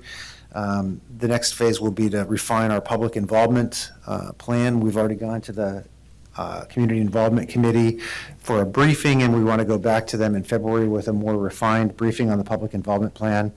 Then the first real work phase of the project is a review of our mixed-use zones and how they're working in Portland. So really taking a comprehensive look at what's going on here in terms of development outcomes, how the different zones are performing in different places, where development is happening and where it's not happening, and what the effects of that are. And then at the same time, we want to look at what's happening either nationally or internationally or maybe locally in terms of kind of best practices for mixed-use zones and development, to see if we can gather, new ideas and fresh ideas and learn from others to pull that into our thinking. We'll be coming back to you with some information about the results of those findings, and then we'll embark on the next phase, which is to develop draft concepts. So again, kind of looking at that hierarchy of sizes and design features and developing some concepts. We probably will have a check-in with Planning Commission at that point in time, and we'll have public meetings in both of those phases. And then the fifth phase would be to take those concepts and refine them into to code, essentially, and try to develop a new zoning code tool that we can use to apply in the different areas. And the sixth and seventh steps of the project, which we expect to happen in early 2015, would be coming back to you to review this, and ultimately to City Council in mid-2015. I wanted to mention a couple of public involvement aspects that we have associated with the project. As Sandra mentioned, we're recruiting for a project advisory committee. We actually just closed that recruitment last Friday, and we're anticipating a group of about 25 people. We have over 100 folks that have expressed interest in that group, so we'll have some sorting out to do and figuring out who will participate in that. But in addition to that project advisory committee, we do have some open houses planned. They'll line up potentially with the one Sandra mentioned that would be inclusive of the other projects. We do anticipate some community walks or field work kind of research in the first phase of the project, looking at some of the existing conditions and what's happening on the ground here in Portland. We do anticipate some roundtable discussions potentially with developer groups or neighborhood groups to talk about what some of those impacts and issues are. And then we also will do our usual outreach to neighborhood and business associations and other community groups that have interest in the project, just to get the word out and solicit feedback. So do you want to take questions now, or do you want to move on? Do you have questions about this project before we have, or do you want to hear Questions? Sarah first? I just think it's important, Barry, when you put your advisory committee together, to do what you would normally do, which is to get a broad variety of people with geographic representation. Yeah, just speaking to that, we're in total agreement with that. We're trying to, be broad in not only geographic, but also areas of expertise. We're really looking to get neighborhood interests, so community interests from that perspective, business folks that are doing business in those districts that could be affected by commercial zones, as well as folks that have expertise in the development side of things as well. So, and then of course, looking to be diverse demographically as well. And I'm sure you mentioned this, but I forgot.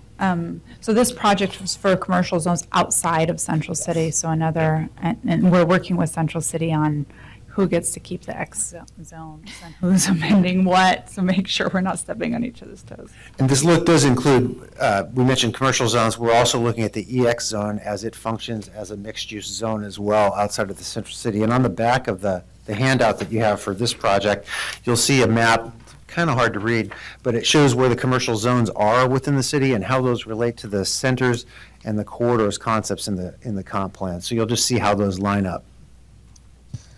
So a question, as I look at this, it seems to me there's a connection with transit and parking demand relative to either education or transit.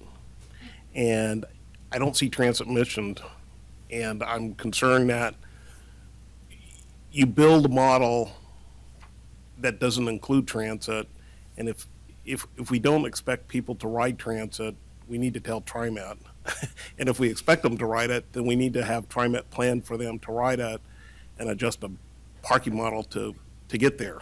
And so it seems like we're building a box before we know how we want to plan the future, and I'm kind of struggling with that. What, the definition of centers and the corridors includes whether or not and what type of transit service we're shooting for to serve them. So the centers are places where you want frequent transit.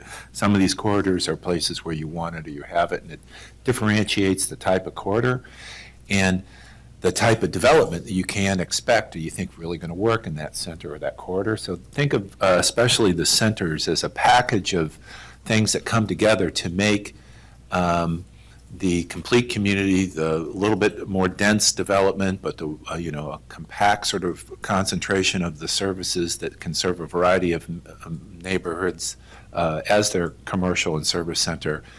It's a package of approaches to how we do development there and how we manage things there that makes it work. And so it's built into our thinking of even defining this map, Andre, but we could make it more explicit. I guess, Joe, and I'm going to push back a little bit because it's implicit to me that TriMet ought to be, because if we come here and say we're going to have a certain demand at the end of this, and I'm just looking down the road, in that conversation you just talked about, Joe, is that TriMet's going to have a certain amount of buses or trains or whatever to deliver a certain percentage of the ride share out of that neighborhood and out of that development that we are anticipating. My concern is we'll hear at the end of this that TriMet says, well, that's not our total plan. And I'd rather have TriMet say, this is our total plan, and we're developing. If it's not, then we need to figure out where the gaps are. And we need to build a plan that includes TriMet's long-term development in terms of ridership and improvements, because we get into this box again of 15-minute neighborhood transit service, and we have not enough, we don't have buses or trains running at that level, so then developers can't build.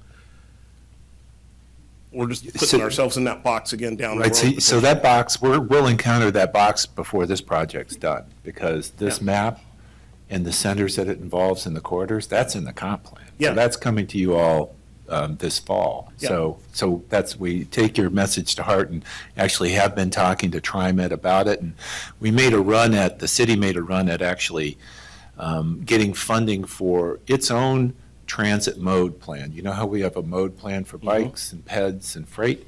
We don't have one for transit. And we depend on the transit agency to do that, and they're operating a transit agency, so it's not, it's a different point of view. Yeah. And so there is some friction there that we recognize as well.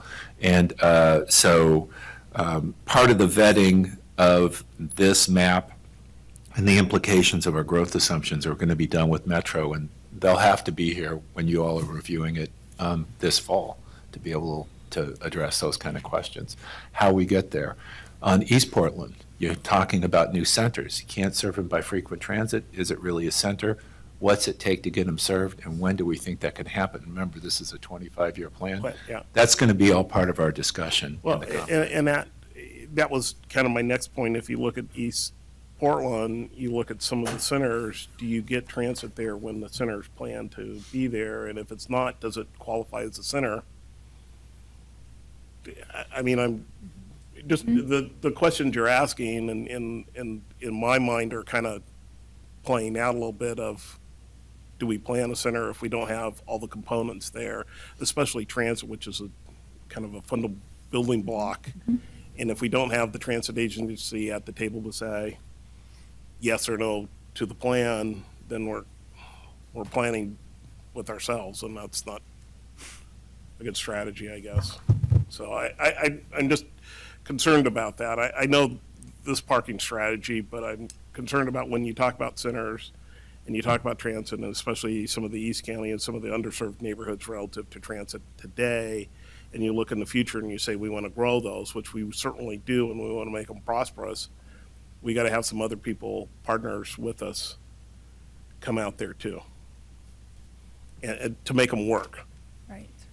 Right. So I think the point that Joe's making, and probably I should have made with all of these projects, and as we were scoping them, we kept having to remind ourselves, what will be done, what will have been completed for task 4, because this is just leapfrogging a little bit and getting staff to start working on the next piece, because we haven't been to the commission with the full proposed draft for the comp plan, and certainly what are centers and where are they located, and that recipe for a healthy, complete community needs to be solidified during task 4, which will happen before this gets adopted.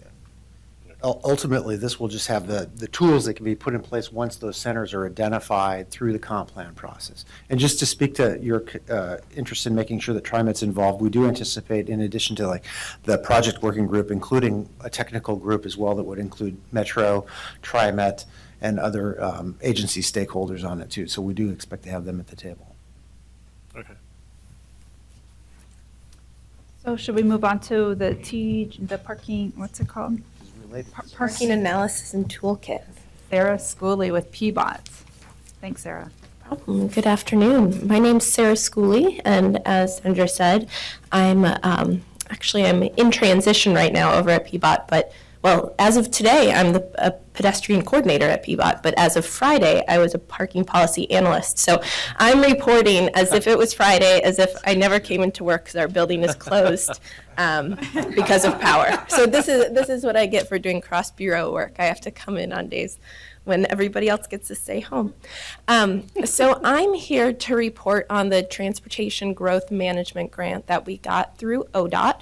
And as Sandra alluded to, this project is actually very closely tied in with the work that Barry's doing. We didn't know that when we were applying for the grants, but once we started chatting between bureaus about what's going on and what coordination we had to do, we realized that these projects aligned really nicely. And so what I'm going to do is briefly go through the project that we plan on doing, but as I go through the project, I also want you to keep in mind that we're on a very delayed timeline with this. And so no work is really going to be starting on this grant until probably April-ish, just because that's ODOT's schedule. They do all the negotiation with any consultants, and so April is about when these projects get done. But there's started to be a little publicity about this grant. There was an article on Bike Portland a couple weeks ago about it, and we just want to make sure that this committee knows about this grant and what's going on. And so as discussions with Barry's grant starts in the future, and then also as you hear back from the community about comprehensive plans and just neighborhood concerns, you can kind of think about how they may apply to this project that we're doing.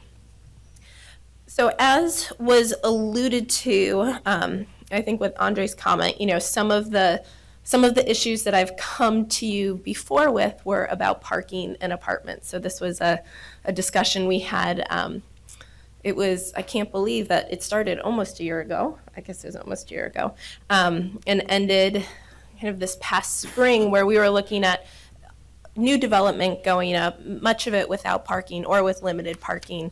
And there was a lot of opinions about whether or not this was a good thing for neighborhoods or a bad thing for neighborhoods. But one thing that everybody agreed on was that we didn't quite have enough information about what was going on to have a good discussion. And so when the opportunity for a transportation growth management project came out, we decided that this was a good time to ask for extra money and extra resources so that we as staff, and with the ability to get consultants, could actually start gathering some baseline data and also do some projections, which we just didn't have the resources to do, which I think was a bit detrimental to the discussion, but I think can help in the future having that data behind us. And so what we were proposing to do with this grant is look at some of those centers and also some of those corridors, some which came up in our initial parking and apartments discussion, some that probably didn't come up in that discussion, and just see, first of all, what's there right now. And so, right in the parking and apartments discussion, we identified a couple buildings, I think it was 8 or 10 buildings, and we did some parking analysis fairly immediately around the building. So we were looking at really concentrated parking occupancy. So that's the amount of spaces on street that are filled at a given time. When we're looking at this project, we're thinking a little bit broader. We're thinking what's going on in the corridor, what's going on in that center, to look at it more as a holistic place versus just what's the impact of one building. And so the first part of the project is being able to identify those larger areas and go out and do that occupancy and turnover survey actually on the ground. This is something we've wanted to do forever, but don't have the folks to do it, so we're going to be able to get the folks to do it. And so hopefully that will be taking place this summer. And as for identifying those centers and corridors, we haven't done that yet. Once again, that will start in probably April-ish. And we'll be working with Barry to see, what areas of the city that they're looking at and what areas might need these questions asked more than others, so that we can, use our resources wisely and go to those areas. So the first part, as I said, is this: what's going on right now? And then I think the more interesting part, at least for me as a planner, is what is the potential for the future. And so part of this discussion that we had, starting a year ago with this apartments and parking issue was that, these apartments, they had actually been able to go up like they were going up for a while, but very few people knew about this, that it was in code that they could build without parking, but it came really as a shock to a lot of the neighbors and the businesses. And so what we want to be able to do here is say, given what our code and regulations and what we say we want to do with our land use right now, what could this area look like in 10, 15, 20 years? And if it happens that it looks like what we've said we want it to look like, what might the parking demand be? And I think this is a discussion that we haven't really had yet. We've talked about, kind of getting in and out of centers, looking at economic development in centers, but we've never really just looked at parking as part of the transportation system. And so, given we have this corridor, it builds up like we want it to be, and then we get the demand in vehicles, how we model it. What does the parking situation look like? Are we automatically going to be way over that 100% occupancy, or are we still going to be in that 70 or 80%? And then given what we find there, we can figure out, one, do we have plenty of parking? Are we fine? Two, what infrastructure, or should there be infrastructure actually built to house parking? Or three, what sort of transportation demand management tools should we be using? And I think those transportation demand management tools, also known as the TDM tools, they can be in the vein of actually promoting walking, biking, transit, in which case, TriMet will be a very important partner with us in this project. But I think it's also looking at what are some parking management tools that I think have been fairly hesitant to put in the past. So this, talking about time limits or permits or meters, and kind of where are the appropriate times to insert those tools. And so by being able to project what will happen, and then also along with those projections say, if this happens, this is really the tool that we should be using. We're trying to have that discussion before we come to the place where we were last fall, so that we don't have to have this discussion every time a new building or a new development that we've actually been planning for comes into play. So so those are the kind of the first two deliverables that we're hoping to have with this project. One being that occupancy and inventory report of what's going on right now. And then the second one, we're calling the parking toolkit. And so that's really if this happens, we should do this as far as TDM or parking management tools. And then the third deliverable that ODOT was very concerned that we put in there, because in order to have a transportation growth management grant, you have to do something that either provides recommendation or changes the comprehensive plan or code. And so we're looking at just proposing changes. And so a lot of the changes will be in the transportation system plan, but then there will also potentially be some code changes depending on what comes out of the project. And then one part that's not really in the handout, but just one thing that I wanted to let you all know about, as far as the community involvement piece. Once again, because of the timeline, we're not really in the heat of the community involvement piece right now, but we are planning on kind of seeing where Barry's group is and who's on Barry's group, and then also where the TSP Stakeholder Advisory Committee is and who's on that group, and kind of seeing who's already involved in efforts. So we can maybe not have to create a whole nother advisory committee for this issue. I think there's plenty of advisory committees that all touch on this one. And so by the time this project starts, I think we'll have a good sense of what those other committees are doing and whether or not we can just take advantage of existing committees versus starting our own. If we need to start our own, we can always start our own. But right now, we're looking at seeing what the other ones are like before going forward with that. But we do, in the different tasks that I put together in writing the grant, I do have a couple places where I'm really looking to the PSC And so I plan on coming back to you with, the results of the inventory, with the parking inventory and occupancy survey, just so that you all have an idea of what's going on in the neighborhoods. And then also, as we're going through the toolkit, in our work plan, I have a report back to you after we're done with the toolkit, and then also as we're developing the toolkit, a potential work session with you all. And so I'm hoping that as the project comes along, we can get these on your schedule. They'll probably be more fall of next year, when we'll really start looking to you for advice on the project. But I just wanted to give you a heads up that we plan on coming back and giving input for you all. And I'm sure that that this project will be adopted by various news organizations, and so you'll probably be getting some updates that way too. But just also want you to know that you can always come to the PBOT staff and the different advisory committees for the updates on where this project is. So with that, are there any questions? Chris? Questions and I guess a concern. And congratulations on the new role. Oh, thank you.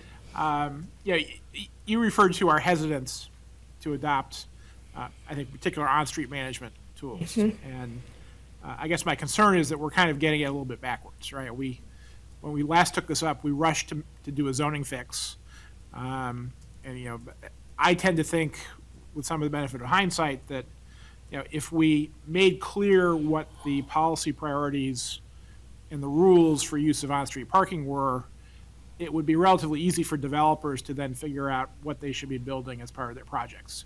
And instead, we told developers what to build, I think, sort of on the hope that we could just keep managing the street as a commons, which is the way we do it in most neighborhoods. And I think that it's easy to see that that's not going to happen in Portland's future, that just managing parking as a commons is not viable. It hasn't been viable in my neighborhood for 30 years, but we haven't been able to figure out what to do about it. I think that it's a big risk for us, because as corridors get hot, we saw Division get hot, we're now seeing Williams get hot. We get very intense political blowback about the rate of change, and certainly some people very sincerely are worried about building design and heights and those issues, but I think a lot of it is proxy for I'm not going to be able to park on the street anymore. So I think that it really behooves us to achieve our vision of how Portland's going to build out. We kind of need to disarm that hand grenade, which is why I think it would be great if we took on the on-street issue kind of head on.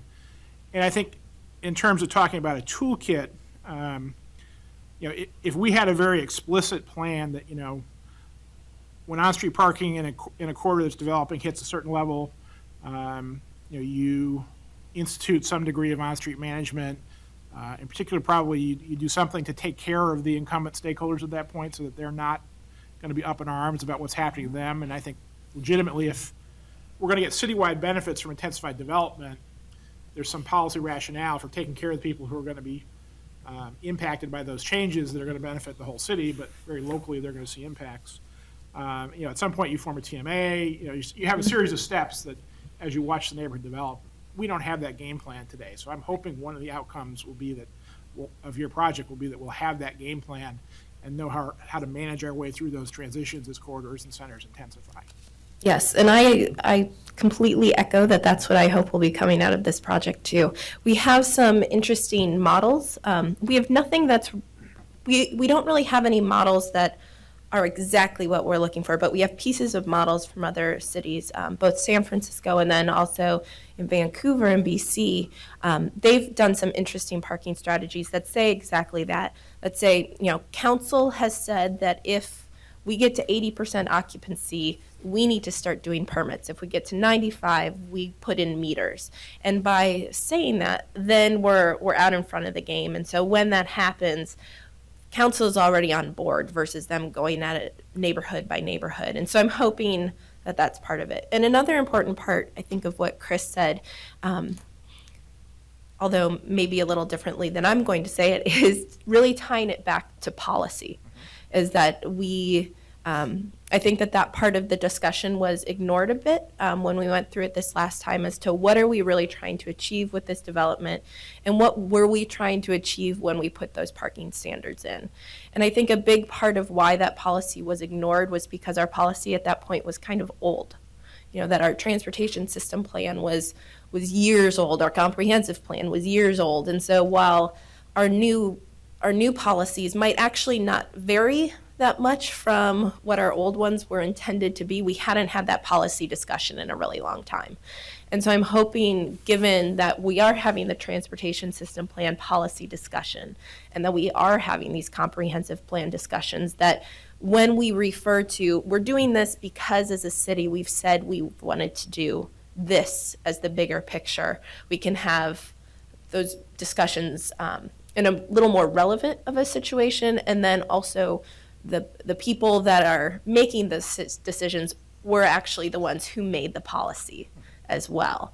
So I'm hoping that those will be able to tie together nicely with this project. Yeah, I do want to emphasize that to the extent that, you know, your occupancy and turnover analysis is going to try and answer the question of how much. You know, I think a better role for government than saying how much is to say what's the priority for different categories of parking and let the market then figure out how much, as opposed to us trying to say how much is right.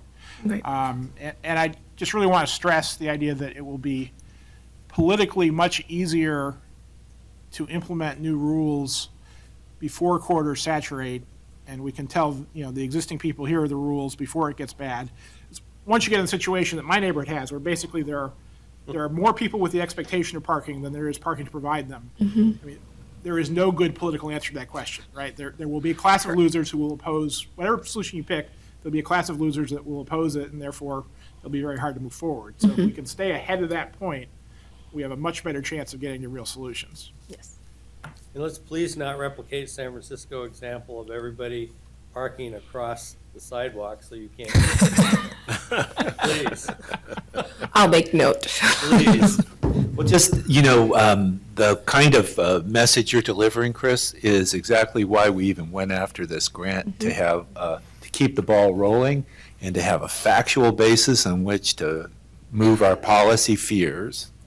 So we're in sync, I believe, and just having talked to the new director of PBOT about this grant, she's of the same sort of mind that we need to make centers and make them work and think about managing parking for public, you know, benefit the same way we manage traffic.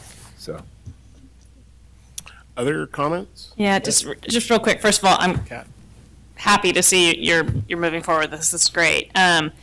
One thing I also heard during all that testimony, you're talking about policy or setting limits or understanding of kind of where these different thresholds may be, is there was some policy in place, and granted it may have been out of date, but that the neighborhoods were perhaps in disagreement with the policy or trying to get something implemented that by policy you hadn't hit threshold yet. Right. So I guess just making sure that there is a mechanism for a neighborhood, if you haven't hit policy threshold, for some type of trigger to come actually create their own trigger system, so that they can participate versus just hitting their heads against the wall and being frustrated by it.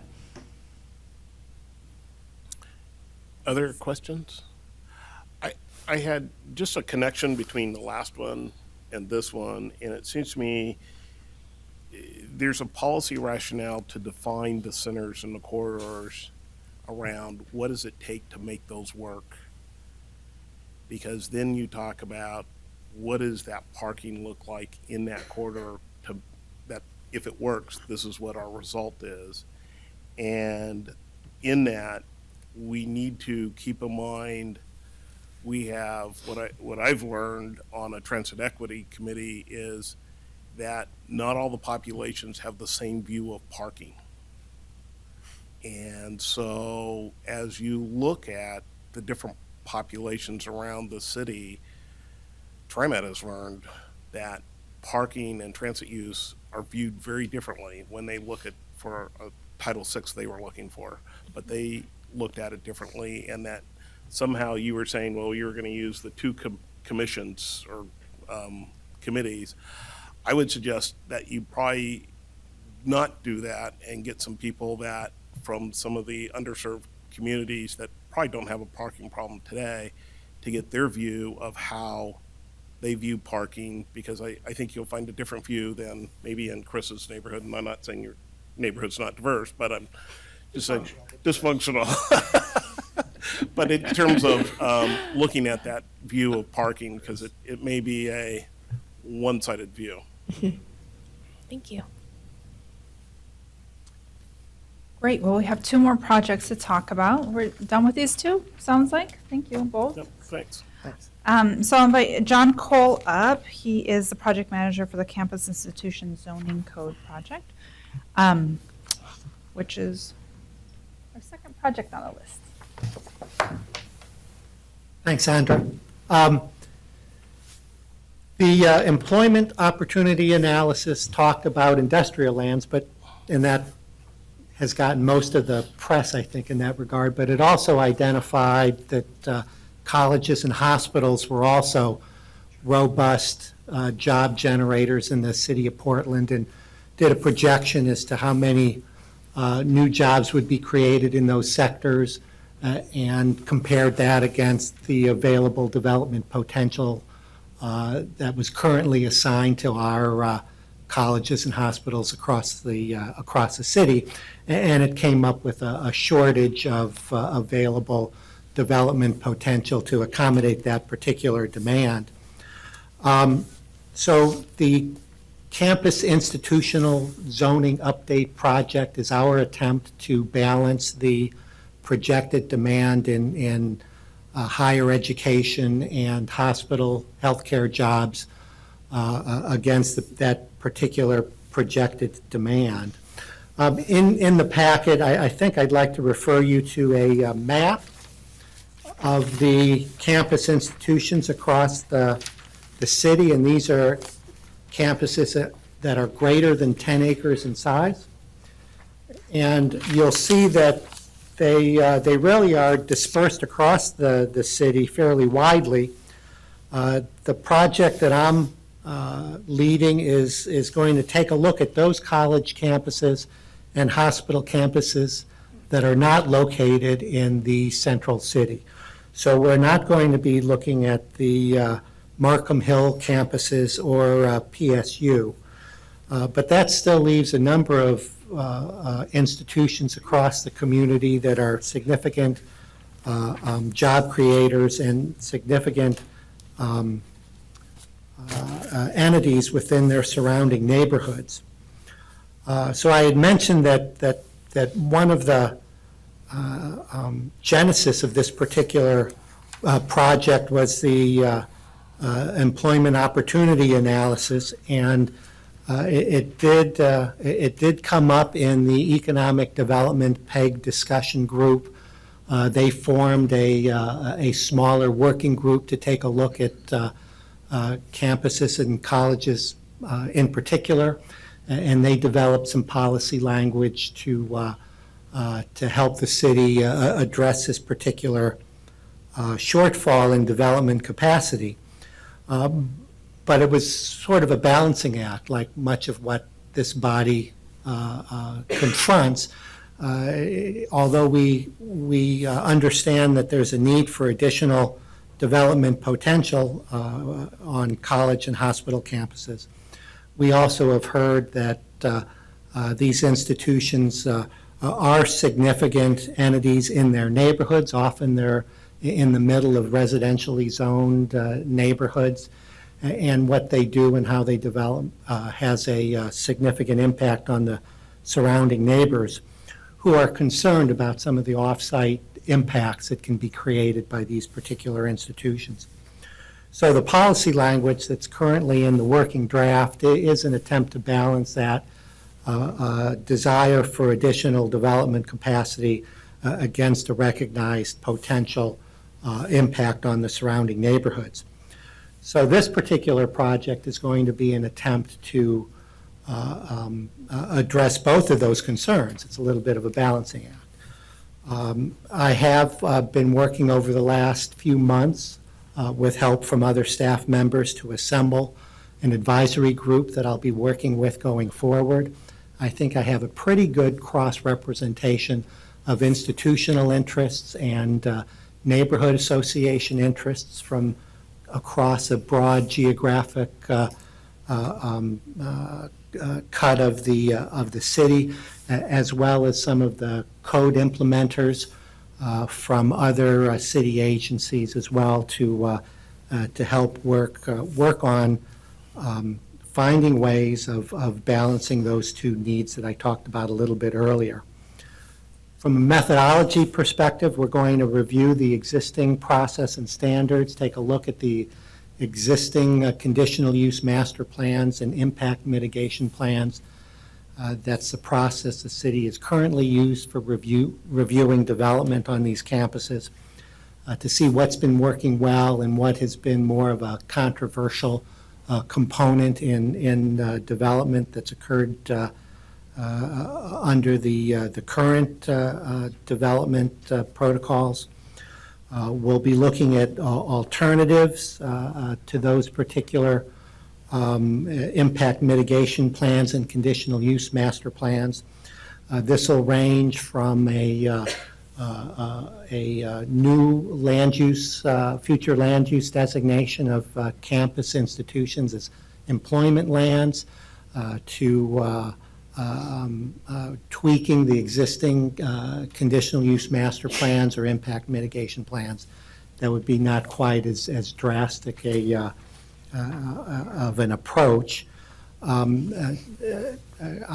add at this point that transportation is an important component of this. It's usually the off-site impact of most concern to the neighbors, either parking for these institutions in the neighborhoods or increased traffic on the streets themselves.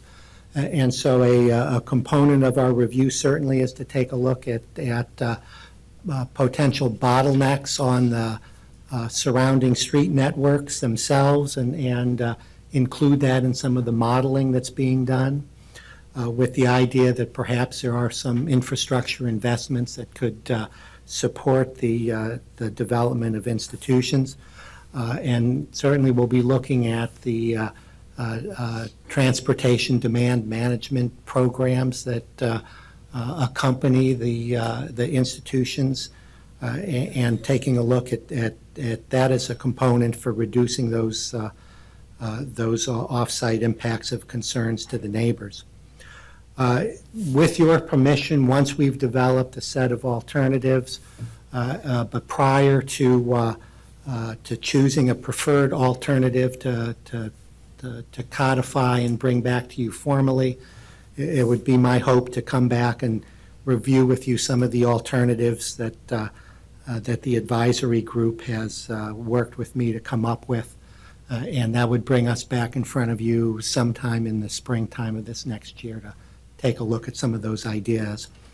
So I'm going to have a fairly short presentation and would answer your questions, but this is a code project, if you will, significantly, an attempt to provide additional development potential to the existing campuses of college and hospitals around the city, all the while trying to balance the need for additional development potential to meet some of our obligations to the state, while trying to meet our obligations to maintain livable neighborhoods surrounding the institutions at the same time. Questions? Chris? So John, is it the intent that by having an institutional zone will avoid conditional use as a necessary process for institutions in the future? Commissioner Smith, there's going to be a wide range of potential approaches, and certainly one of them would be that there would be a campus employment or an institutional employment land use that would be implemented by some sort of a campus institution zone, perhaps two flavors of that. And the campuses would proceed with less review than they are subjected to today. Under that scenario, and I just have sort of some initial thoughts at the beginning of the project, that I think it's very important that the neighborhood has an opportunity to weigh in as to what's important to them. I think that there may be people on the committee that would advocate that once an institution goes through a rezoning exercise to a campus zone of some sort, that it would be terrific if they could establish some floor area ratios on the campus itself. They could establish some performance measures that might trigger some off-site mitigation efforts, turning lanes or what have you, and that would be their kind of signal to proceed in much the same way a business might proceed as a permitted use in a business district. I think that creates some concerns among other people that are involved in the project and would be arguing that they like the need for the kind of ongoing obligation of the institutions to return to update their conditional uses. Other questions? Thank you. Thank you. Great. So we have one last project to talk about today, and that's the Community Involvement Program. Marty Stockton is our lead on that. As you know, Marty has been she staffs the CIC. She's on the Public Involvement Advisory Council for the City of Portland. She is also the author of our Community Involvement Chapter, thus also taking on this piece of the puzzle, which is the final piece of reassessing our community involvement program and seeing what we need to do. So, Well, thank you. Again, I'm Marty Stockton, and I'm really pleased to start the conversation about the community involvement program with you today. I think what's unique about this conversation that we're going to continue on over the next 15, 18 months or so is that this is probably the one project that could affect the duties of the Planning and Sustainability Commission, either expanding those duties or just providing some additional clarification. So I'm excited about that opportunity. So with working on the comprehensive plan, one of the requirements by the state requirements is that we are to update our community involvement program. And what that typically looks like is that you have a chapter in your comprehensive plan that talks about community involvement or citizen involvement, and that there is an oversight body that plays a role in providing the ongoing oversight of community involvement for a comprehensive plan for the city or county. And then other jurisdictions also take it a step further in that they have typically a manual or a guidebook or a handbook that provides information to staff on how to do more of the step-by-step approach to developing public involvement plans for various projects related to the comprehensive plan. So that's kind of it in a nutshell. What we have within the City of Portland currently is that we have Goal 9, which is a chapter within the 1980 Comprehensive Plan that is really a bit out of date, and it does not reflect the public involvement principles that were adopted by City Council in 2010. And what was really wonderful about those principles is that they really expanded our conversations here at the city on community involvement to include a discussion around equity, inclusivity, transparency, accountability, and early involvement. And so in working with the community involvement policy expert group, we have put together a Chapter 1 community involvement that really weaves in those principles into the current draft that came out in January, and that it will be updated in the next version.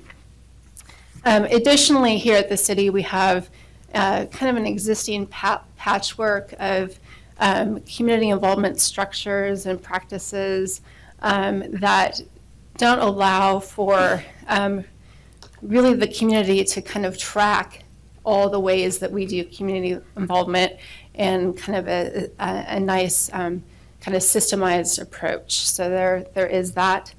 And then in the 1980 process of creating the comprehensive plan, there was a separate CIC, or a Citizen Involvement Committee, that was established to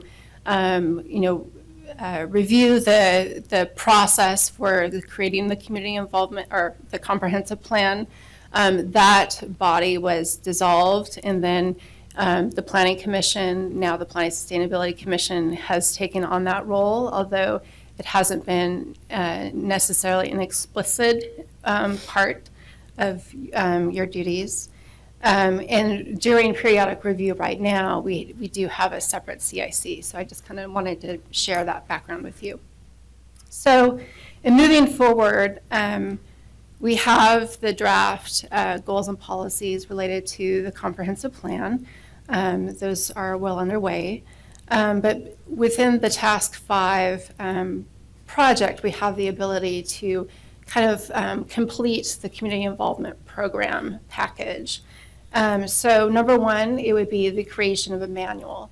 So as city staff, it's not just, looking at the goals and policies towards the end of the project when you're writing findings, but when you're scoping a project, what kind of guidance do you have to do a community assessment, to develop a public involvement plan as you're, getting ready to embark on a project. So that, there's that. My vision for this manual is also that, it's a place where, we could pull the sections of the zoning code that relate to involvement, whether it's review bodies, whether it's notification requirements, et cetera, and kind of, have that as an appendix. So it's a one-stop shop for city staff. There are other ORS requirements that deal with community involvement that we need to adhere to. For example, around urban renewal, community involvement steps, that it sure would be nice to have that in one place. Additionally, there are things that we do that we learn through kind of our institutional knowledge. For example, simple things like, how do I get a document translated into Spanish, for example? It would be sure nice to have a step-by-step guide to, help staff, no matter what their experience is on doing community involvement practices. So there's the manual. And the second thing is that we need to identify an oversight body. We do have the state requirement. It has been the Planning Sustainability Commission. Right now we have a separate CIC. We also have the Public Involvement Advisory Council. And so with all these kind of existing bodies, who is going to play the ongoing role to look at community involvement related to the comprehensive plan? And so that's a conversation that I really do look forward to. Once that decision is made, we need to update the Portland zoning, planning and zoning code. And there's a specific chapter that talks about review bodies, so making that clear. And then lastly, just again, getting back to the applicability of what, with the oversight body, what is,